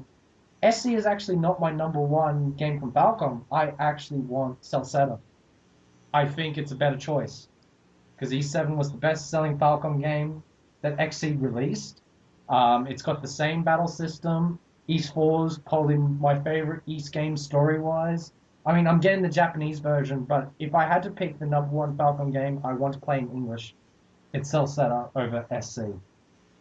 And that. I'm gonna say it's also because you partially spoiled things for you.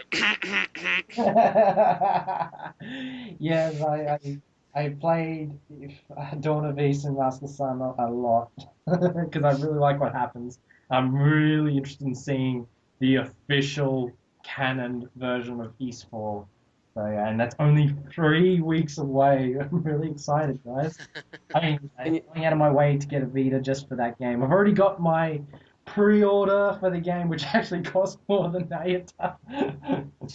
Just put it this. if they're going through the trouble of remaking 4, they should just go all the way and remake 5 as well. Yeah, that's the Just next. go for it. Why They not? probably will.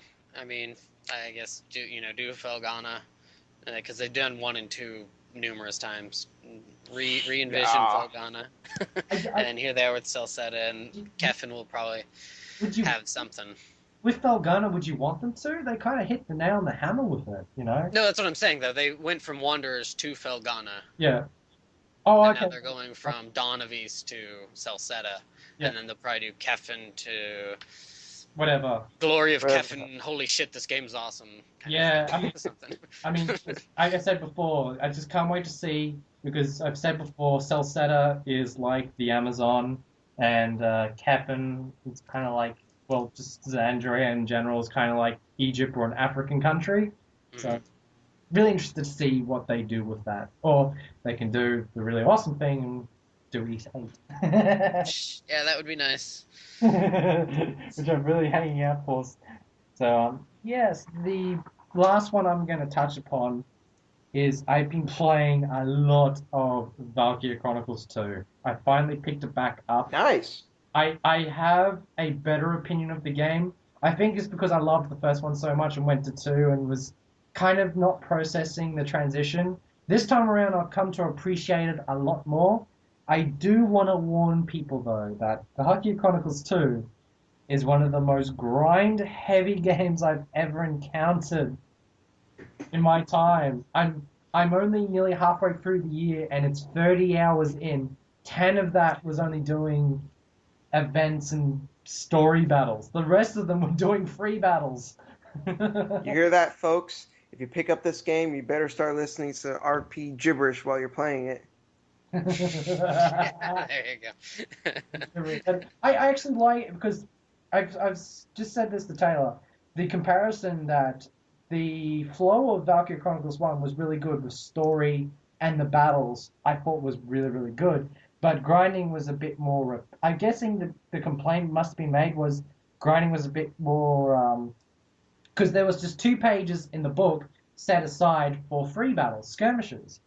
Well, they kind of blow that out of proportion in number 2. You get your fill and then some. Because the skirmishes outnumber the story battles like 5-1. Holy crap! Yeah, like you get like 3 skirmishes each month, and then you get a paid skirmish where if you pay for it, you get this battle, which I think has more EXP and more currency. You also get battles for when you develop a relationship with. You don't develop relationships, but when you use a character in battle and you use them, you don't just put them in the battlefield. You actually use them. There's a good chance that you'll get an event after that battle where you know through the school and they have some kind of issue or they have some kind of thing going on. And when Little hanky panky. it's funny because if you're in, I really like these school RPGs if you're actually in high school. So I can see where teenagers get a kick out of it because they can relate to it, whether it be Persona or this, because there's a lot of issues that come with that time in your life. Yes, there is a lot of love stories going along, a lot of rejection, all that sort of thing happens in Valkyrie Chronicles. Heartbreak. But anyway, what happens is after a certain number of events, something drastic occurs, which actually leads to a battle for that character. So every character in the game has a battle. So and Interesting. like, there's 20 plus classmates, so and they're all set at level 15. All the enemies are set at level 15, so it's not until halfway through the game that you'd probably get to level 15 before you can attempt them. So just warning everyone. But for the most part, the story's really good. I like how it spawns off a shock announcement from the first game, leads to the premise of the second game. The villains, well, I made fun of them at first when they were introduced, but when you fight them, you eat your words, because they suck. Not saying they're bad, they're just fucking difficult. The battle, here's a minor, I wouldn't say a spoiler because you get to see you're gonna fight them. It's a foregone conclusion. One of the sons named Baldrin, he's a prick. Basically, he's got this machine gun, and if he goes up to one of your characters, they're dead. Because you're thinking, oh, I might survive this, and the bullets keep coming, and they're coming, and they're coming. Oh, great, dead. it's like, stop, you can stop now. But nope. He keeps going, and his range of movement is like the entire map. It's just like, I'm going to come to where you are and going to kill you. And then he has this order where, in Valkyrie Chronicles, when you kill something, the body lays there until you run over it, and then it disappears.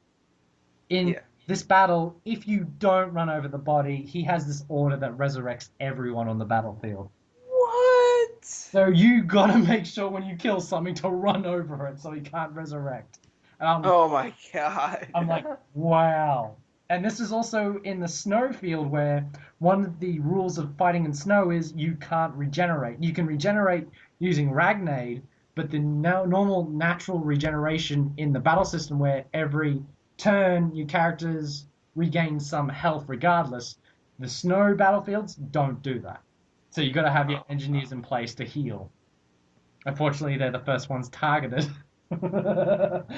So, yeah. That's some shenanigans. It was, full of wonderful shenanigans in that battle. But if you're having a hard time, then and you really want to see the end of the story, then you have to do what I'm doing. Just grind, grind, grind, and you will see the effects. I will say the final thing, because I'm going on about this a bit long, is best thing about Valkyria Chronicles that they did better than about Valkyria Chronicles 2, they did better than Valkyria Chronicles 1, is the promotion system where your characters can be promoted from one class to another, and there's two separate trees, which is really good. Like, for instance, you have the Lancer that takes out the tanks with the rocket launcher lance. When they achieve certain honors, because you actually not only do you get experience, currency, you actually get honors in battle. Like if you beat this battle, you get 2 attack honors or attack X honor, and you get certificates. And if you accumulate these things, it gives you the ability to promote your characters. And it gives you 2 options. You can either become, like, with the Lancers, a Lancer Veteran or a Mortarer. And a Lancer Veteran gets better stats and better attack power towards killing tanks. With the Mortarer, it takes you away your ability to kill tanks, but instead you get a mortar, which totally rocks infantry, so it's really cool. But because you have so many characters of so many different types, you can sort of mold your squad to be however you want it to be, which I really, really love. And I've got to say, that's probably one of the reasons why 20 hours of grinding is mostly because I want to meld my squad, and I actually do have a really decent squad. Most of them are fences because fences rock. Go figure in a game where your main focus is shooting things, that the one class that doesn't shoot things kicks ass the most. So, yeah, that's it. Sounds like you're having a lot of fun. Oh, it is. I am. I'm really enjoying it more than I did when I bought it. So I definitely think I'm going to play it till completion. Only thing that will stop that is when Celceta is sent to my front doorstep. Then the world doesn't exist. Only me, that game, good times. So yes, that's games we've been playing recently, and I wanted that to be quick. But I've told numerous times the reason I call it RP gibberish is because I jibber jabber a lot. So We all do. we'll leave it at that. Now to a new segment that I only just came up with 2 days ago, and it is called RPG Battle. Sorry. Sorry. I'm gonna edit that in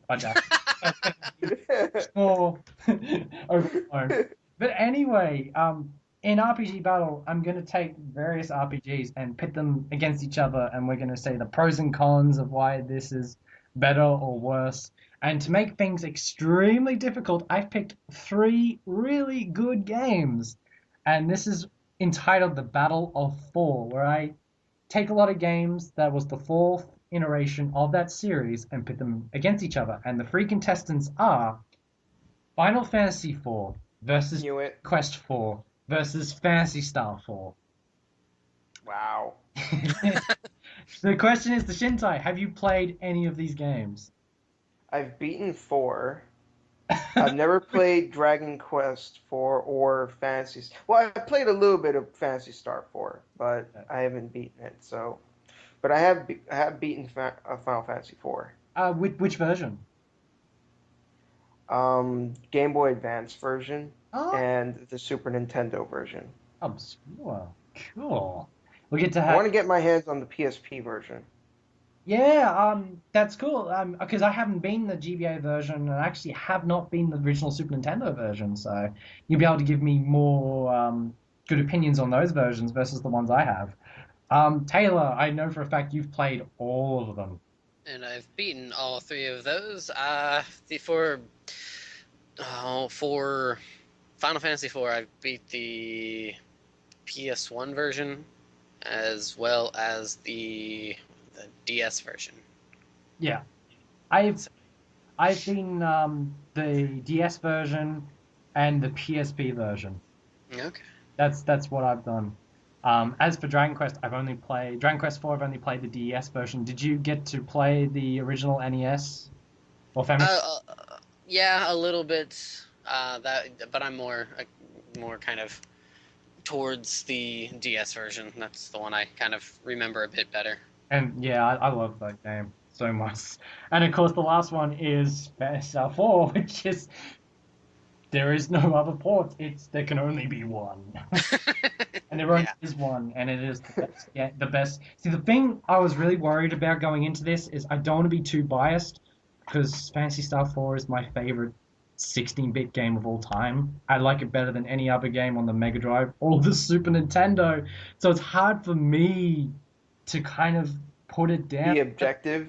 That's why I need you two here to kind of bring you down.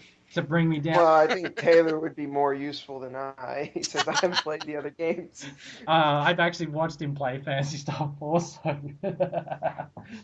that's good. So, first up, I do have Phantasy Star 4 though. Technically, I have these Sega Genesis collections on PS3, so I could technically play it. Oh, technically, you have to. Technically, you should be playing. Now, have you? This is actually. I shouldn't be doing RPGibberish. I should be playing Phantasy Star 4. Bye, guys. That's it. I'm gonna boot you off. You're gonna go play that right now. No, you bring up one question I want to ask you, and this actually brings to my only, I wouldn't say slightly negative thing, is have you played one or two yet? I've played a chunk of 2 actually. Okay. But I only played very little of 1. This is the thing that I would say is the only thing going against Phantasy Star 4 is to get the most out of the game, you need to play 1 and 2. Not necessarily 3, so... That's because in the timeline, 3 takes place, like, kind of after it. Yeah. So... I did play a little bit of 3 as well, and I was like, the fuck? You poor soul. No, but that's the only negative thing I can say about it. I can't really think of anything bad. We'll start with Phantasy Star 4 because I started it. So, yeah, pros is the game is absolutely gorgeous. This game was originally meant for the Mega CD. They had to, of course, cut down on some things, but because I didn't know about it at the time, I didn't think they cut down anything. The game just looks gorgeous. The best looking game on the Mega Drive. The worlds of the Algo Star system are so vibrant. The characters are so memorable. They go through so much, they persevere and everything. And it's just one of the best journeys ever. The soundtrack is probably one of the best on the Mega Drive. Once again, so many people complain about the Mega Drive not sounding that great. Well, I have to throw Phantasy Star 4 in their face and say, hey, this has an epic soundtrack. Just picture you going in front of some guy, just throwing it. Hey, in his face. Here you go. Anyway, yeah, the gameplay, I love what they did. They took the best of all the battle systems and merged it to one. I think that's what Phantasy Star 4 just did in general. It took the best of everything of the Phantasy Star series, melded into one. It was a love letter to Phantasy Star fans everywhere. And it ended so well. And the side quest system with introducing the Hunters Guild, which would become the premise for the entire online series, it's just a really good game. It's a perfect game in my eyes, and it really was really hard because I can't complain about the dungeons in that game because coming from Phantasy Star 2, it's few and far between because Phantasy Star 2's dungeon system was just brutal. It is the perfect representation of the word labyrinth. You will get lost and you will die. Not so much in Phantasy Star 4. It kind of is present, but it's not as hardcore. So it had a great flow about the game. I was so interested in the world. I searched every nook and cranny, every story event that happened one after another. It's one of my favorite RPGs, guys. I can't find any major faults. So I'm going to give it over to Taylor. Okay. Let's see. I really like the game, and honestly, I actually just played through it not too long ago. And from playing it, because it was the second time I actually played through it. When I played it originally, about 15 years ago or so, I I loved it to pieces. I love the setting. I like that.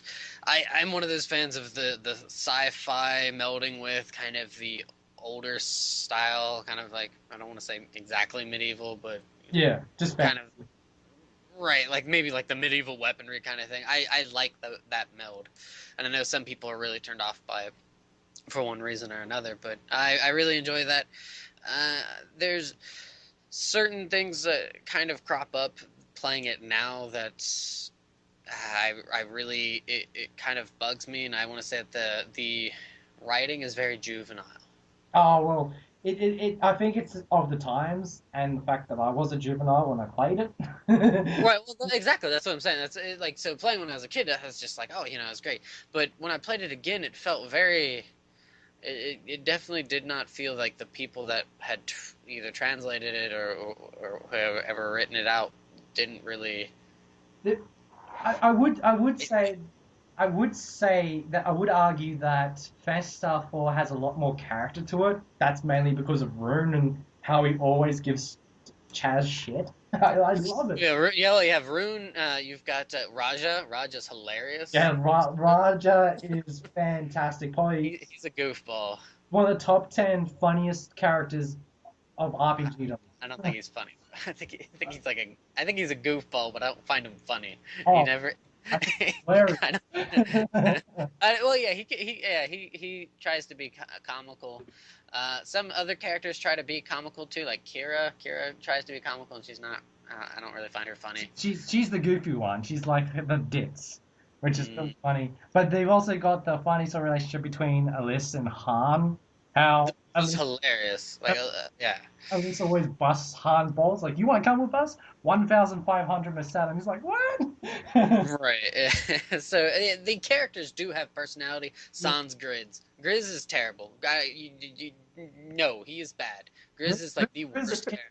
Grizz is a mobile axe. A mobile axe that is rusted over that needs to be buried Well, somewhere. you kind of feel sorry for he lost so much, you know. He did, but he needs to bury those emotions and start becoming the killing machine I need him to be, because he does not help the team enough. Would you say Ren is fan service? I think Demi's more fan service, but Ren's more like the only good thing from Phantasy Star 3 made into Phantasy Star 4 with a lot Well, of like, personality, yeah. but he's not in that though. Like, it's a different Ren. Yeah, well, you know what But I do know what you're. Maybe, but he is so badass, I mean. so awesome. Like, fan service or not, Ren is sweet. So, Ren is one of the best androids ever in RPG. It's just so cool. but yeah, but that, like, I really like the settings and stuff. The dungeons aren't really overly complex. I have an issue with some of the bosses though. The bosses can be kind of hard. Yeah. If you're just going through it, if you don't spend much time leveling up, you will get crushed from time to time. And it is not a fun feeling. One of the best side battles in the history is the Sandworm. Oh my god. And trust me, you're just like, am I supposed to beat this thing? And when you beat it, it was so worth it. Yeah. Jump, like, depending on where you are, you jump from like 5 levels. Totally worth it. The music, as you said, it's, even though it's on the Mega Drive, it's really, really good. I really like it. It's very distinctive. Hey, chuck It the cartridge. fits the setting. I'm sorry? No, I was just making a joke. I heard the word cartridge. That's all I got. Yeah, I only heard cartridge. I was just referencing to what Swag said before. Hey, chucks the cartridge. Oh. Yeah. Well, I think it actually, like, it really, really adds to the setting of it, because it's, it's the sci-fi and it's got some futuristic things in it, and the Mega Drive sound chip really accentuates that. And I thought it was awesome. I agree with you there. It does have that. No, the thing we kind of mentioned before with vehicles, I like the vehicles. I think they're cool, but in the same hand, I wish I just didn't have to fight. As much as I like those fights, I could have done without. They really, you're full healed after each fight, so it really doesn't. There's not too horribly much tension. The only tension comes from having the battles drag out, but then you're just like, oh, let's use one of the super weapons to wipe the fucking floor with these things. Boom. But So, yeah, I'm guessing you like the Hydra all over them because it's just like, "Brrr." Or- Yeah.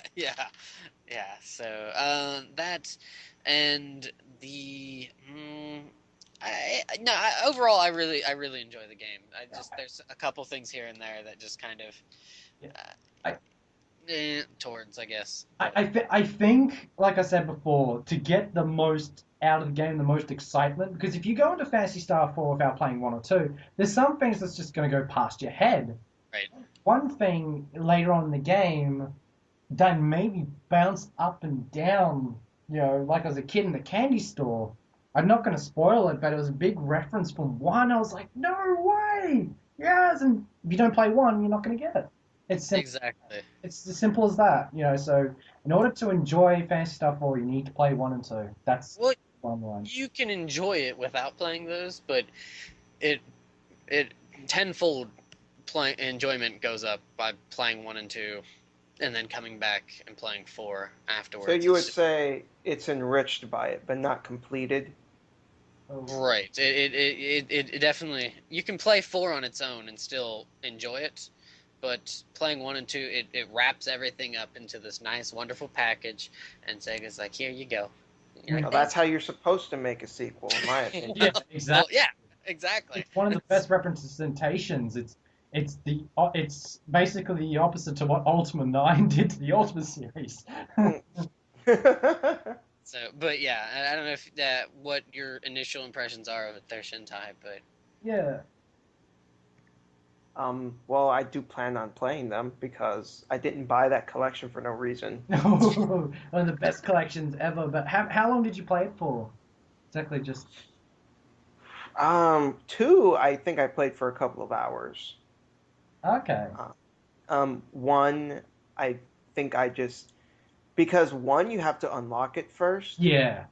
So I was just like, oh, I unlocked something. I was like, oh, Phantasy Star. Let me check it out for a little bit. All right, that's cool. And that was it. I didn't really delve into it very much. Definitely, when you're in the mindset of playing a really good retro RPG that broke boundaries on the Master System, definitely play it when you get the chance. But Of course. Moving on, let's go to Dragon Quest IV.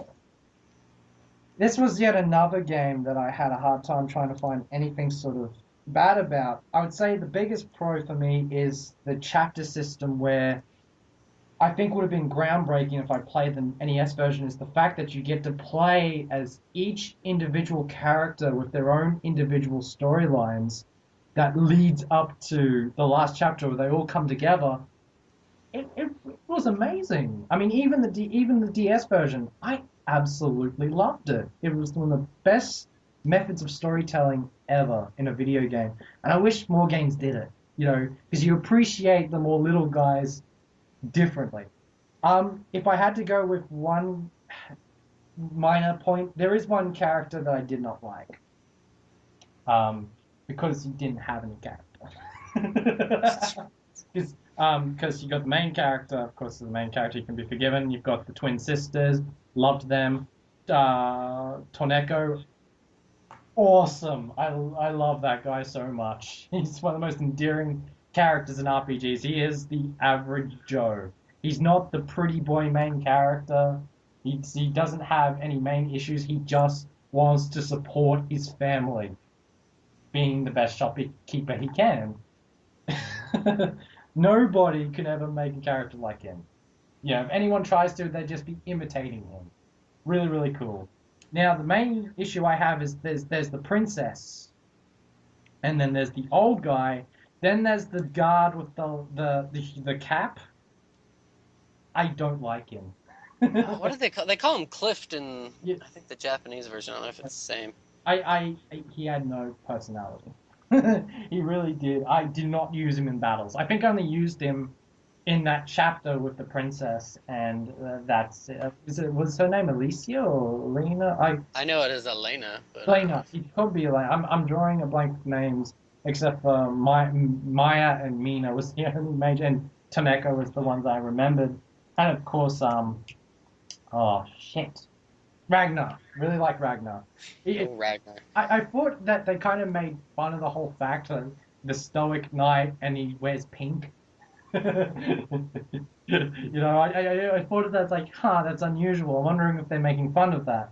But I liked it in the English version, the fact they made him Scottish, and everyone from that kingdom is Scottish. So I really got a kick out of reading all the dialogue. Just like, you cannot do that, laddie. I'm just like, this is awesome. Well, that's one of the things I like about how they've perceived Dragon Quest in the West now, that they give everyone their own nuances and their own flavor, and it's awesome. It kind of sets Dragon Quest apart from everyone else. They do kind of make stereotypical that everyone in the ice kingdoms and nations has to speak European. And that's cool based on the fact that most of the snowiest places in the world are in Europe, so yeah, it's cool. Other than that, I can't think of anything wrong about the game. Battle system is pretty traditional, clean cut. The world map's pretty cool. Yeah, I would say the progression to the end. I would say the final battle is good. I think that the designs are a bit goofy for a final boss, in my opinion. It's kind of a pet peeve, not a total dislike, but there have been better Dragon Quest final bosses, but I like the character himself, but just not his final form. Is probably the way to describe it. So little pet peeve. So I'm going to give the floor to Taylor. I guess I like the game. It's definitely not my favorite in the series, but it's a good one. I enjoy it. The chapter thing that you bring up, that's really cool. I don't mind it. However, I can see where it can be a negative, because you have to go through each chapter playing these different characters, and so you're starting off from level 1 each time, and they have to start off at level 1 and then build that character up, and then once you're finished, you have to go to the next chapter and start from level 1 and build those characters up, and then you get to finish, and then you rinse and repeat, and you do that like 4 or 5 times. That can get a little old with some people, because it doesn't feel like you're progressing until you've gotten 2/3 of the way through the game. Yeah. And it's really, I can see where that can be a little bit of a pain. I do kind of find it interesting that with the twins, they have a different battle theme. Yeah. Oh, as much as I like the twins, they had the hardest difficulty spike, because the boss they needed to fight, fuck him. He actually stopped me playing the game for a little bit, but I really pushed to grind the characters, see if they learn any new spells, and I found out there was actually a particular method you needed to fight him with. I forgot the demon's name or whatever it was, but yeah. But I can totally understand that. Again, it's a preference. Right. You know? And that's what I was saying. It's something I don't mind. I like the beginning parts of the RPGs. They feel fresh and everything, so it doesn't really bother me. I'm gonna disagree with you. I really liked the final boss. I think the final boss is very iconic in the whole, like, him and Zoma. Those two are like the top 2 favorites there for me. Dragon Quest bosses. It's funny because I think they're other ends of this spectrum, because I think Zoma is so incredibly badass in terms of design, and that battle is so intense.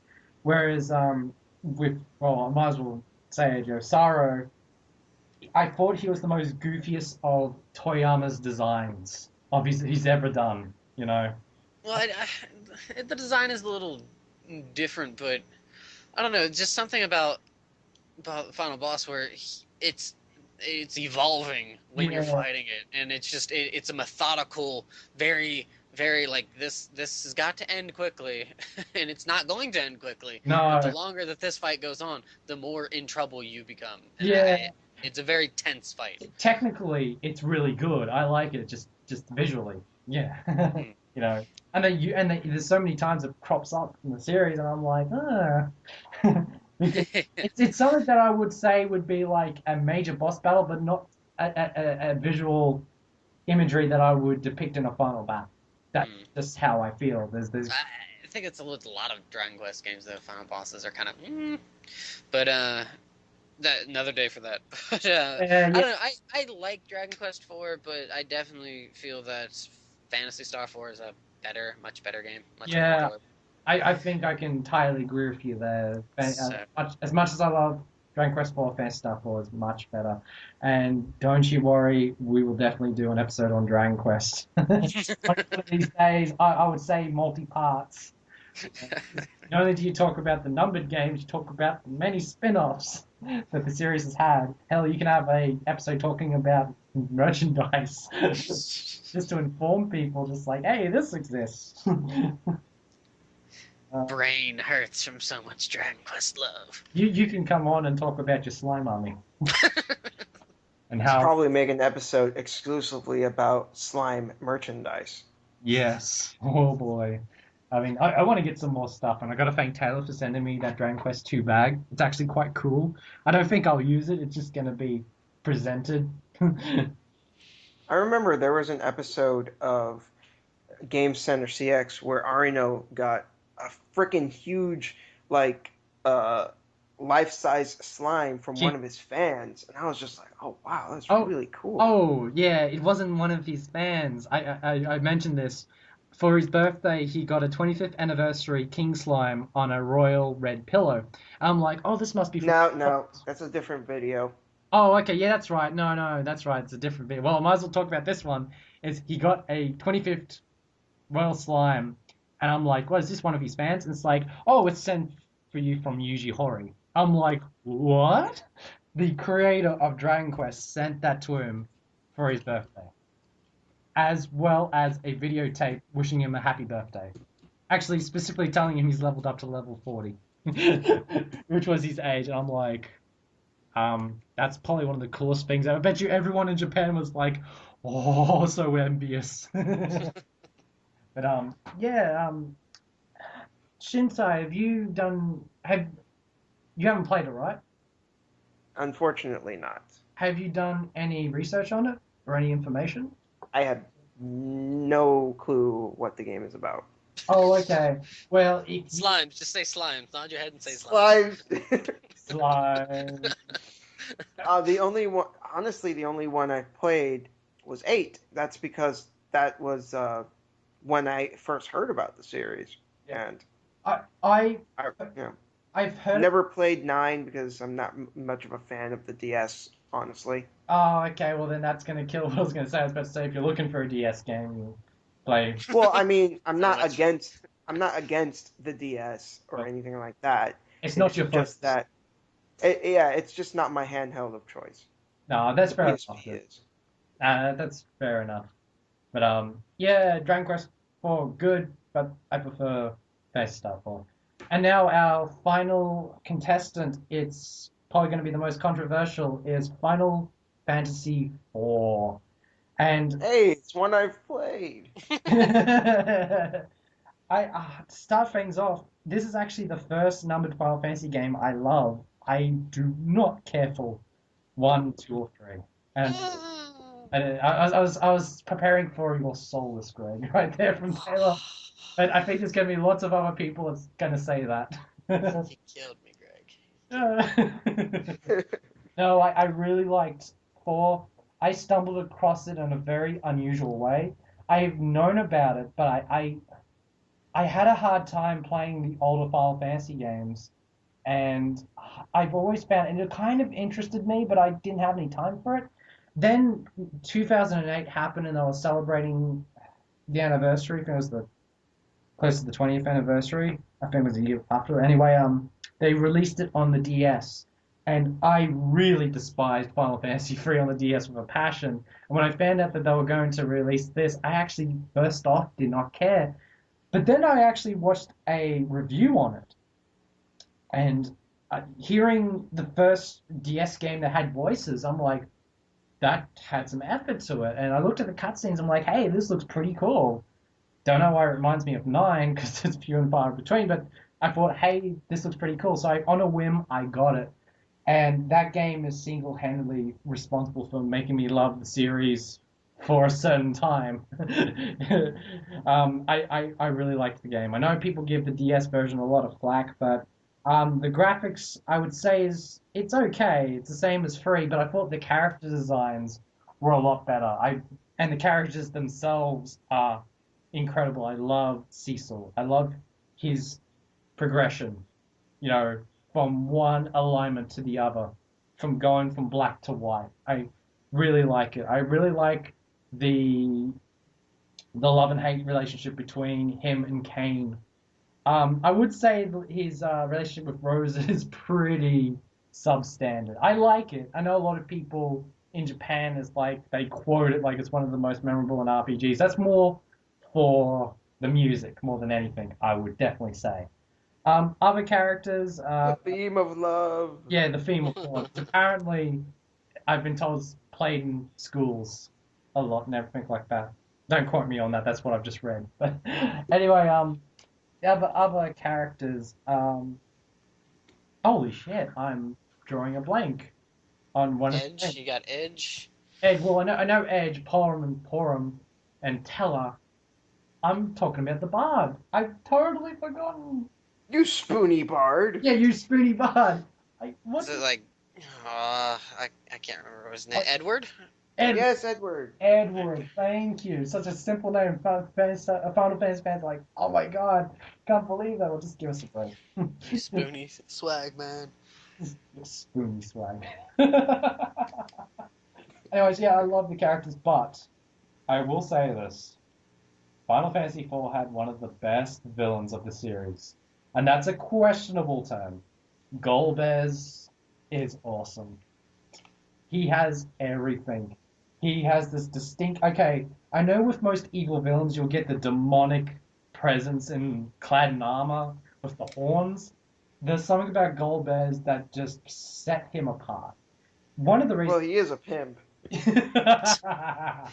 So much so they ripped it off in 5. Ah, yes, Yeah. got my zinging for 5. The thing that Shintai is referring to is someone took a video on YouTube, took his battle theme and pimped it up to be like a hip hop rap thing, and they gave him a pimp hat and gold chains and called him Gold Bears.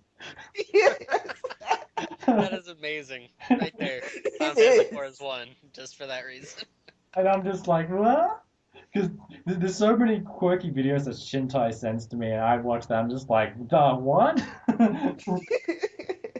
But yeah, no, Golbez is a great. I like his dialogue. I'm not too sure how it fares in the original translate because I know with games by Square back in the early '90s, it was pretty much a rush job. But with the experience of the DS game, he had so many great bits of dialogue, and he had this presence that owned the game. They got a great voice actor in Japan. They got Takashi Kaga to play the guy who was Chairman Kaga from Iron Chef, voices Goldbears in the Japanese version, which is awesome. I gotta say, because I love Iron Chef. So yeah, he really owns that game for me. If anything, probably one of the best villains in an RPG. Other than that, the world map is pretty I wouldn't say it's mind blowing. It just does things right. But I do like the 3 tiers. You've got the world, the underworld, and the moon, which is Yeah, I liked that too. well, it would have been. I think it would have had more of an impact had they played that game back in 91, 92. But I played so many RPGs up until that point. I've kind of had similar experiences. I liked it, but it wasn't new to me. It could have been new to people who played it back in the day, but not to me. But battle system, you can't find anything wrong with it.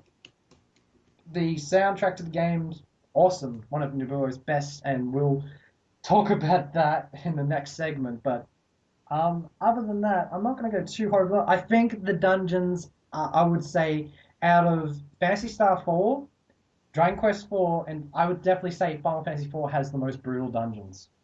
And probably Magnetic Cave of Doom. Yeah. Ah, yes, yes, the dark elf. yeah, The evil wall. Dun, dun, dun. screw them. The final dungeon itself is hardcore. You know, like the final stretch, like towards the end. Yeah, that's not cool. What I really liked in that fight, though, was when you're fighting the dark elf and like everyone, you're like getting your butts handed to you, and Cecil is just like, where's my sword? He's just like, I need the light. Where's my sword? He's using a You can, stick for a weapon. Well, like, because I think at that point it's like, you could really feel their pain at that point. It's like, oh man, they're really taking a beating. and there's a lot of memorable sort of sad moments in 4, I can definitely say. And Definitely. I think one scene in the DS version actually helped it a bit more. Not going to spoil it, but that's why I kind of prefer the DS version. This is something I always compare to the other. I like to say Japanese RPG forefathers is they focused on challenge more in the Final Fantasy games, especially the older ones. I mean, I'm not saying Fantasy Star 4, Dragon Quest 4 aren't challenging. It's just more present in the Final Fantasy games. It's definitely present in Final Fantasy 4. I think I'm going to stop there. So, gentlemen, your thoughts? Shintai, over to you. I think Final Fantasy IV is easily one of the better 2D Final Fantasies, and arguably one of the better Final Fantasies overall. Hmm. I don't think it's the best personally, but I think it is definitely high tier. And I think that the characters especially work really well because of their relations with each other. Um, for example, Kane and Cecil, I wouldn't necessarily say that they have a love-hate relationship No, with each no. other. Uh, More like it's a rivalry. it's a rivalry, yeah. That's what I mean. I don't know why I said that, but yeah. And it is, and I think it's a rivalry in many respects. Yeah, It not just in terms of fighting, and who's the more competent combatant, but also in love because the Choice two of of them women's. are well, respect. We'll just cross out the line. We'll just have respect, you know. yeah they have a lot of respect for each other, and I also like that the game had a lot of really good character progression. Like Rydia, like Oh, she starts off as like a little kid, and she doesn't want to use any fire spells because she was traumatized, but they needed her to do it so that they could progress. And she pulled through for the team, and she, basically fought her fears for everyone else. And it's little things like that that really make this just a really wonderful cast of characters. I feel like a jackass for not bringing up Rydia. It's just like I was speed running through all these things and totally forgot about her. She's apart from Golbez, for me, she made Final Fantasy 4. She's such a good character, and she has, Definitely. besides Cecil, she had the most significant progression. Kane, on the other hand, his progression goes into the after years, so his is a lot longer. So I haven't well, I played some of the after years, but yeah, I never went through the entire thing. So yeah, I won't say any more, for me, but yeah, I really like Kane's character in the after years, so that's one of the more big reasons to actually play it. I still need to beat the after years. I beat like some of the scenarios. I think I was up to actually, incidentally, I was actually up to Ridia's, so that's where I need to leave off at. So, um, all very good points. I can't argue there. Exactly right. It's perfect. But yeah, it's a really great game. I think just wonderful. yeah, like I said, I picked three distinctive games, especially because they're all got four after them that were all good. So, Taylor. I had initially played the PlayStation 1 version, and I was not a big fan of it because I think it kind of felt really kind of bogged down, much like how Chrono Trigger on the PlayStation 1 is really bogged down with like loading times and stuff. The Yeah. PS1 version of that game was so. A Super Nintendo. The anime cutscenes were great, but those load times, woof. Yeah. Yeah. And so I really wasn't too keen on it at first, and then when I did actually play the DS version, I really enjoyed it. The thing that kind of it comes to mind, there's a few things. that game is really difficult at times. Yes, it is. And it's pretty hard at sometimes. And unfortunately, what it kind of turns into is basically everybody meet shield for Cecil. Cecil, you just hack things until they die. That's kind of how it felt sometimes. Rosa, you might still live, so heal him when you can. However, Edge, you're made out of paper mache, and everybody else, you just kind of distract them, kind of. Kane, you can't jump. Kane, jump! Get out of the way, Kane! I liked Kane's jump, but it was so unpredictable, and I hated it when it didn't work because it just wasted a turn. Well, if anything, it just kept him from getting hit. So. And that's the other thing. That's So, but yeah, like that part of the game, it just makes Cecil more badass. Just because Cecil just charge, go in there, just do whatever. It's all on you, buddy. His change is very, very memorable. However, even from the get-go, you can tell that he's not really happy being a Dark Knight, part of the Red Wings there. It's just... Yeah, it felt like something that was forced on him. yeah. Right. So, I mean, if he was, like, if there was some... And plus, I don't know, when you play that first bit as the Dark Knight, he kind of sucks. Then when you're turned into the Paladin, it's like, Rah! Gain 5 levels after 1 kill, I'm super awesome, kind of thing. And you're just like, shit, I'm sweet, I'm a Paladin, kind of thing. I actually preferred him as a Dark Knight because that dark ability he has is much more useful than a bunch of healing spells, which you're never going to use. Well, I mean, yeah, that's true. I get, yeah, the skill, but outside of like the skills, the stats are so they dwarfed by what you can get as the Paladin. It feels like. Yeah, of course. I'm just saying that dark spell. It's I don't know. I never used it though. I know some people really like it, but I never really liked it. Really? I used it all the time. I don't know. I just. Yeah, I didn't either. I didn't use it all the time. I was about to say, oh, it's really good when you get a character in the game that's a tank, but also can heal. You can be self-sufficient. Well, yeah. I don't know. I never ever used his healing spells during battle. I always just used them like in the menu before or after a battle because what's the point if you have like Rose who can use Curaga, which is like much better. Which Well, is that, something is plus you good. need Cecil to be killing those monsters that are murdering your guys' teammates. Exactly. You don't want him It's to a stand around doing a second tier healing spell. That's barely gonna do anything when he could just do tons of damage instead. It depends on the situation you're at, of course. If you're shit out of luck of healers, if Rose is dead, and everyone else, Well, odds Then are you use everybody an but Cecil is dead, so yeah. But heal when he can just keep trucking. that's the thing. It's your choice. It's your gamble.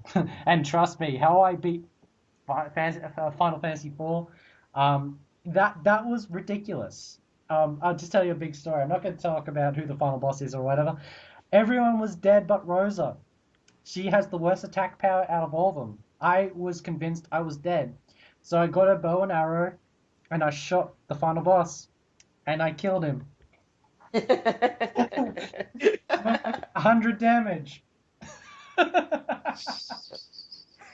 If there's ever a example of down to the wire, that was it. It was crazy. I just couldn't believe it. But that was probably one of the biggest memories of Final Fantasy IV. But I would have to say that I think out of the 3 games that you chose here, Final Fantasy IV's final boss is probably better than the other 2's. I liked the final bit of that. That final boss really just makes you sweat.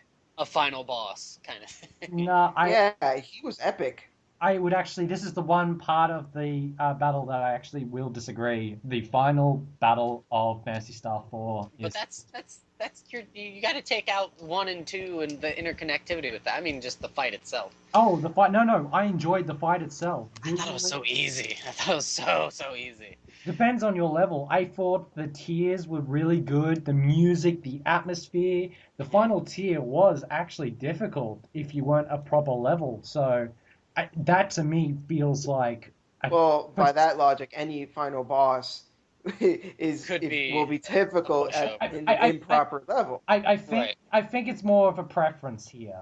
I mean, I'm not saying Zeramus is a bad final. Zeramus was awesome, just incredible. But I just personally prefer the final boss of Phantasy Star 4. Well, no, I can't comment, unfortunately. But yeah, I know this But was you can't say how awesome Zeramus is and agree with me, Shintai. Damn it. this is difficult for Shintai who hasn't played Dragon Quest 4 or Phantasy Star 4, so yeah. Well, no, I personally I preferred Zeramus's the fight with the final boss in 4 as opposed to Dragon Quest 4. Even though I actually I'd have to say that out of those three, that the Phantasy Star 4 final fight is really not as, I guess, gripping of a fight to me as the other three. I mean the other two. So. It was for me. I thought it just wrapped things up nicely, and it was just an epic battle. And Ooze is one of the most incredible Mega Drive tracks ever. It's just in your face. Now that's when the cartridge gets thrown in my face.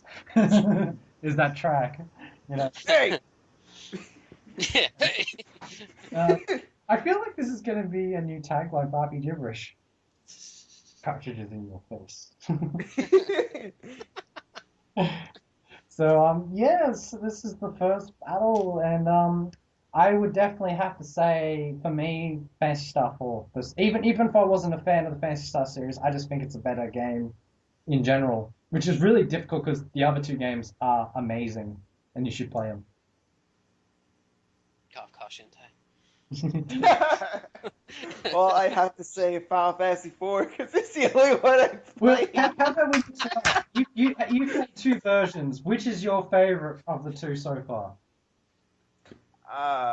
The GBA one because it's basically the same, just a little bit better. Okay. And the Super Nintendo one is actually like much easier, and the GBA one was more challenging. Okay. DS one for me because the story I thought was much better told. Not saying it wasn't in the PSP version, but I just DS one was so awesome.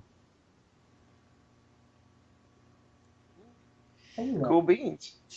Out of the three, this is kind of a tough because they're very even with each other there. Personally, I think I would have to lean towards the Final Fantasy IV. I don't. Yeah, like I do really enjoy Phantasy Star 4, which I would put as number 2. And Dragon Quest 3, I like, but it's not my favorite. So that would be, I guess, the 1, 2, 3. So Dragon Quest 4. Say what? You said 3. He meant the free games. Of the three. Of the three. You said Dragon Quest 3. I'll know. Did I say? No. Okay. Well, whatever. Well, because I love Dragon Quest 3. But Dragon Quest 4 is the last of the three that I'm kind of I like, but not as much as Phantasy Star 4 or Final Fantasy 4. So, but yeah, I tip towards Final Fantasy 4. Okay. Interesting. I'm not going to be that one that says there's a unanimous winner because they're all winners. Anyone who plays these three games are winners. So There, yay! winner. I'm still a winner. And here I was like, I need to play these games. I'm a loser. But yeah, that's the first ever RPG battle. Tell us if it was a good segment. Did it drag on? What games would you like to see pit against each other? Just comments down below. Give us suggestions, folks. We'll take them into consideration. Don't be shy. Yay! No, we're just gonna ignore them. Kidding. Put those torches down and those rancid tomatoes. We don't want them. Right when you said that, they're like, dislike, unsubscribe. Sadness. Okay, I was gonna go into some news, but the podcast has gone on long enough, so I'm probably gonna probably not talk about the news in this episode, especially since TGS is imminent, and that will be like the greatest news week of video gaming, so I'm probably going to save it till the TGS episode. Alrighty, and we're back. Not gonna lie to you, this is my first time recording an RPGibberish episode, and everything was going fine. And like anyone else, I'm not immune to having a perfect recording, so I just dropped off. And we decided we're gonna save the segment for another time. But so for now, we're just gonna close this wonderful optional dungeon off by saying thank you, gentlemen. Thank you to Shintai and thank you to Taylor for coming on Hey, no problem, man. and picking up slack. So I will definitely be considering both Shintai and Taylor for future episodes because I don't think there's two greater people on YouTube that's played a huge slew of RPGs as much as I have, and we've got many great tales to tell. So I'm really excited. Like I said before, thanks for considering Shintai and us to kind of tag team in assistance of the God damn it, RPGibberish. I can't. Well, hey, you just have the true spirit of RPGibberish because you're jabbering right there. So I'm too excited. I can't talk properly. you're in the right place. So yeah, guys, thanks for listening. Tune in for the segment which will be recorded, which is Composer's Corner. I'm really looking forward to recording that soon, and look forward to the upcoming Tokyo Game Show 2012 episode. Last was my favorite RPGibberish episode, and I'm really looking forward to this year. So hopefully you can join me then.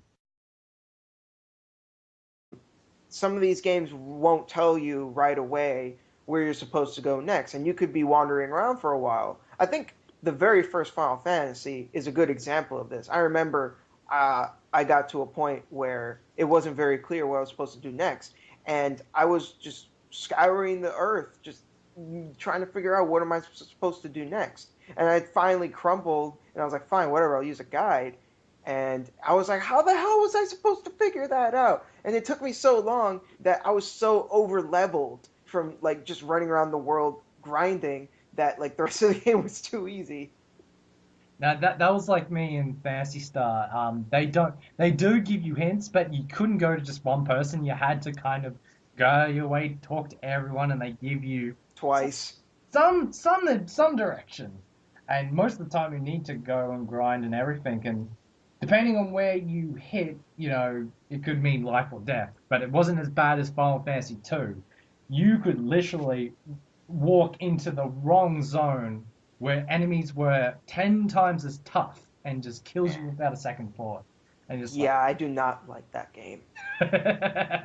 Haters, you're all haters. I don't like Oh, you like it? Oh, I love that game. Oh, wow. I'm sorry. Shintai, we're gonna have a talk. Yeah. Well, actually, I'll give the floor to Taylor. What do you think of Old School World Map? Because I know you're an old school RPG fan like myself. Well, I wanted to kind of touch up on a couple things that we mentioned earlier, and that's how Shintai had mentioned about Final Fantasy VII, and I think they did a really, really good job with that artistically because Midgar feels so grungy. It feels so constrictive in a way because it's like you have piles of trash everywhere, and it feels very claustrophobic. I guess you just kind of like it feels dirty. Yeah.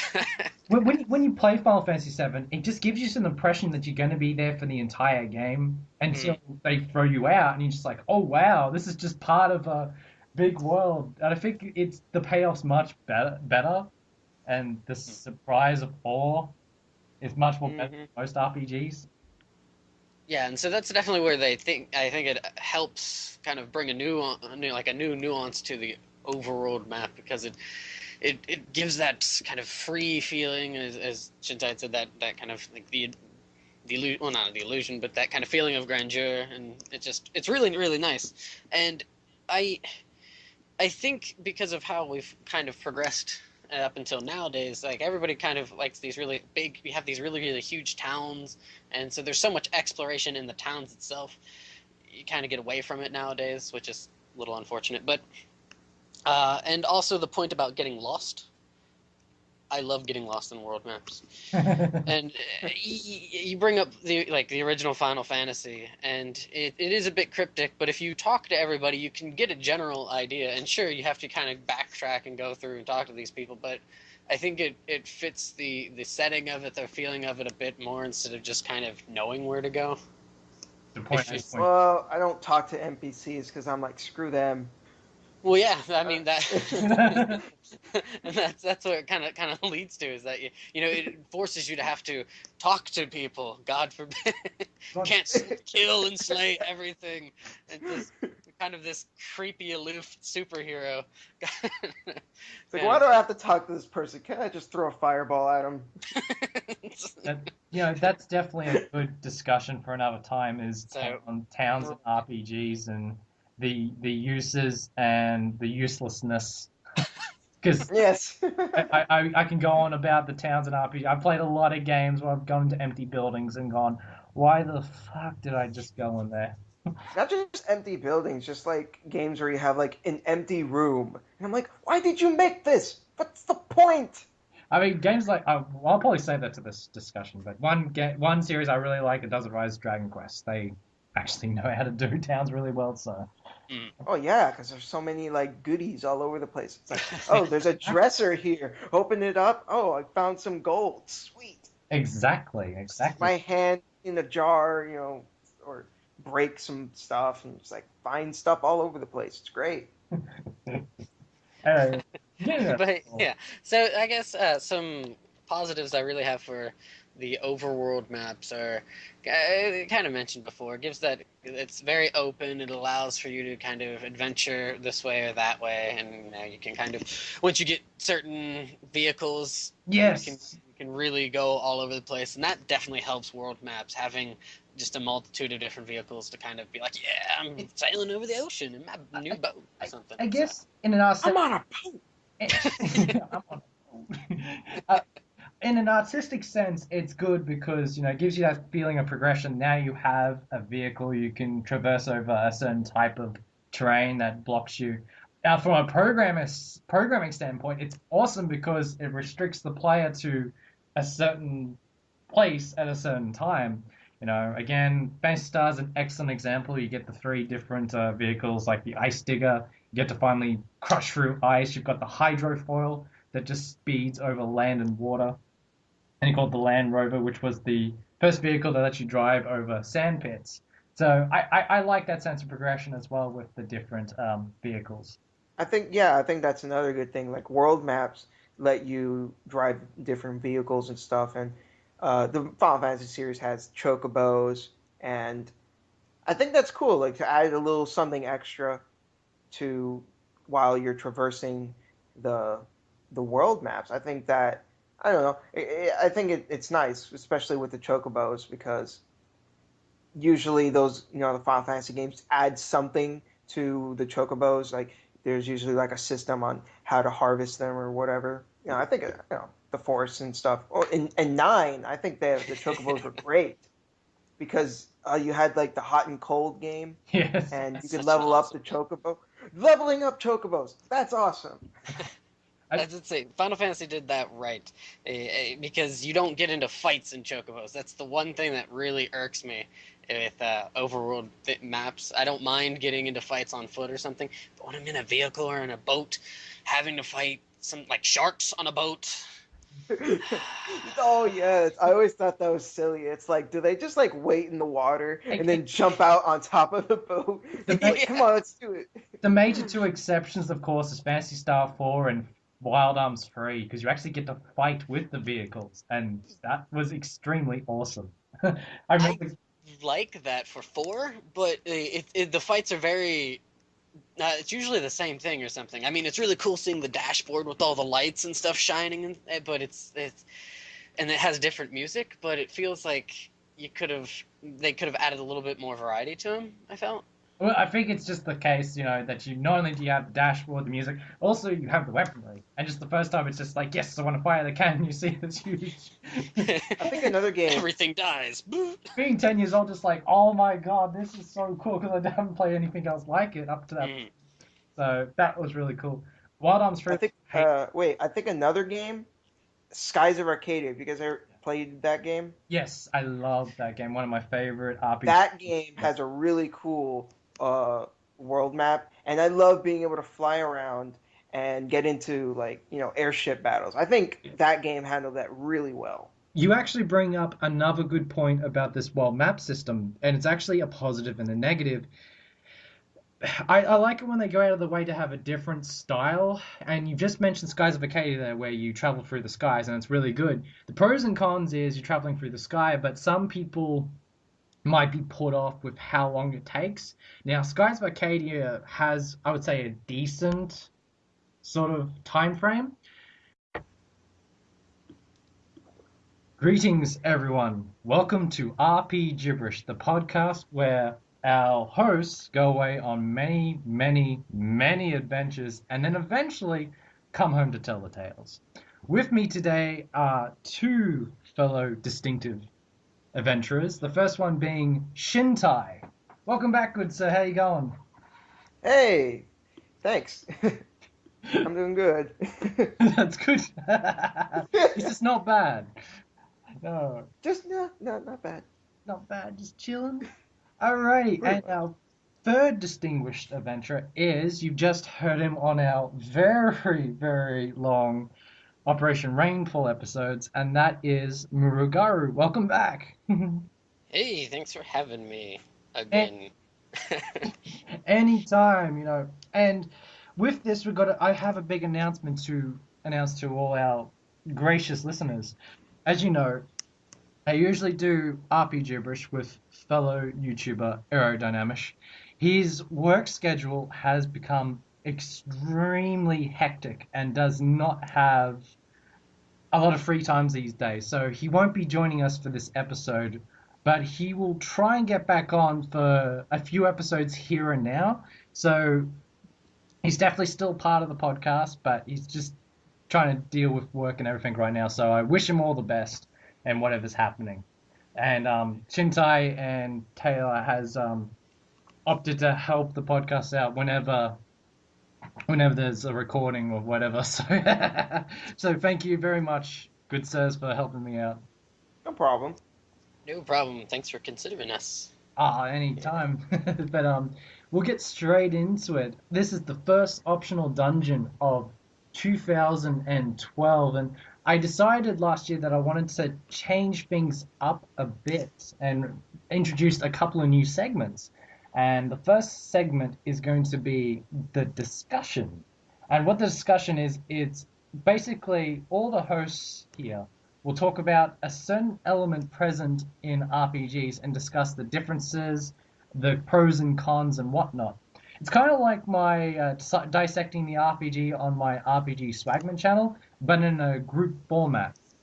And for the first discussion, we're going to talk about world maps in RPGs.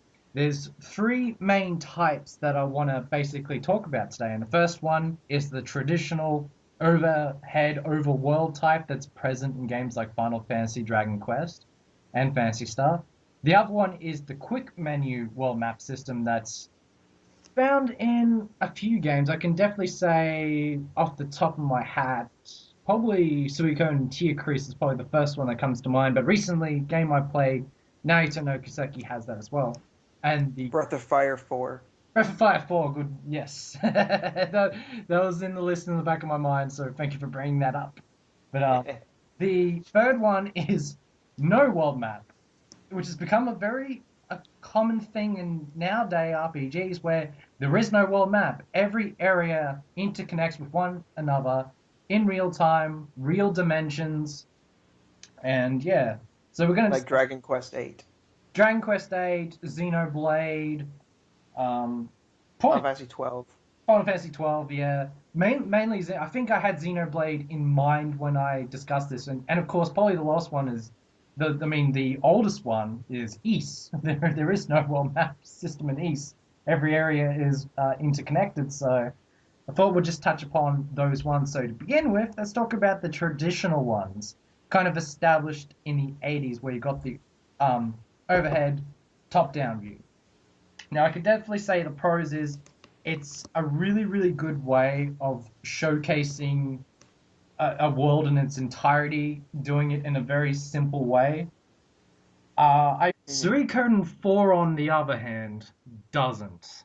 I love the Suikoden series, guys.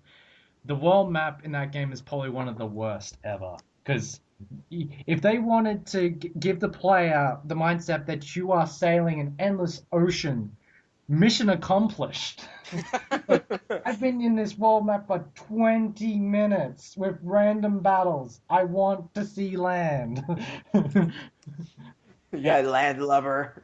Yeah, and I would say that that was the biggest issue with Suikoden 4 is the world map was not flushed out properly. And when you reached land, you didn't want to leave.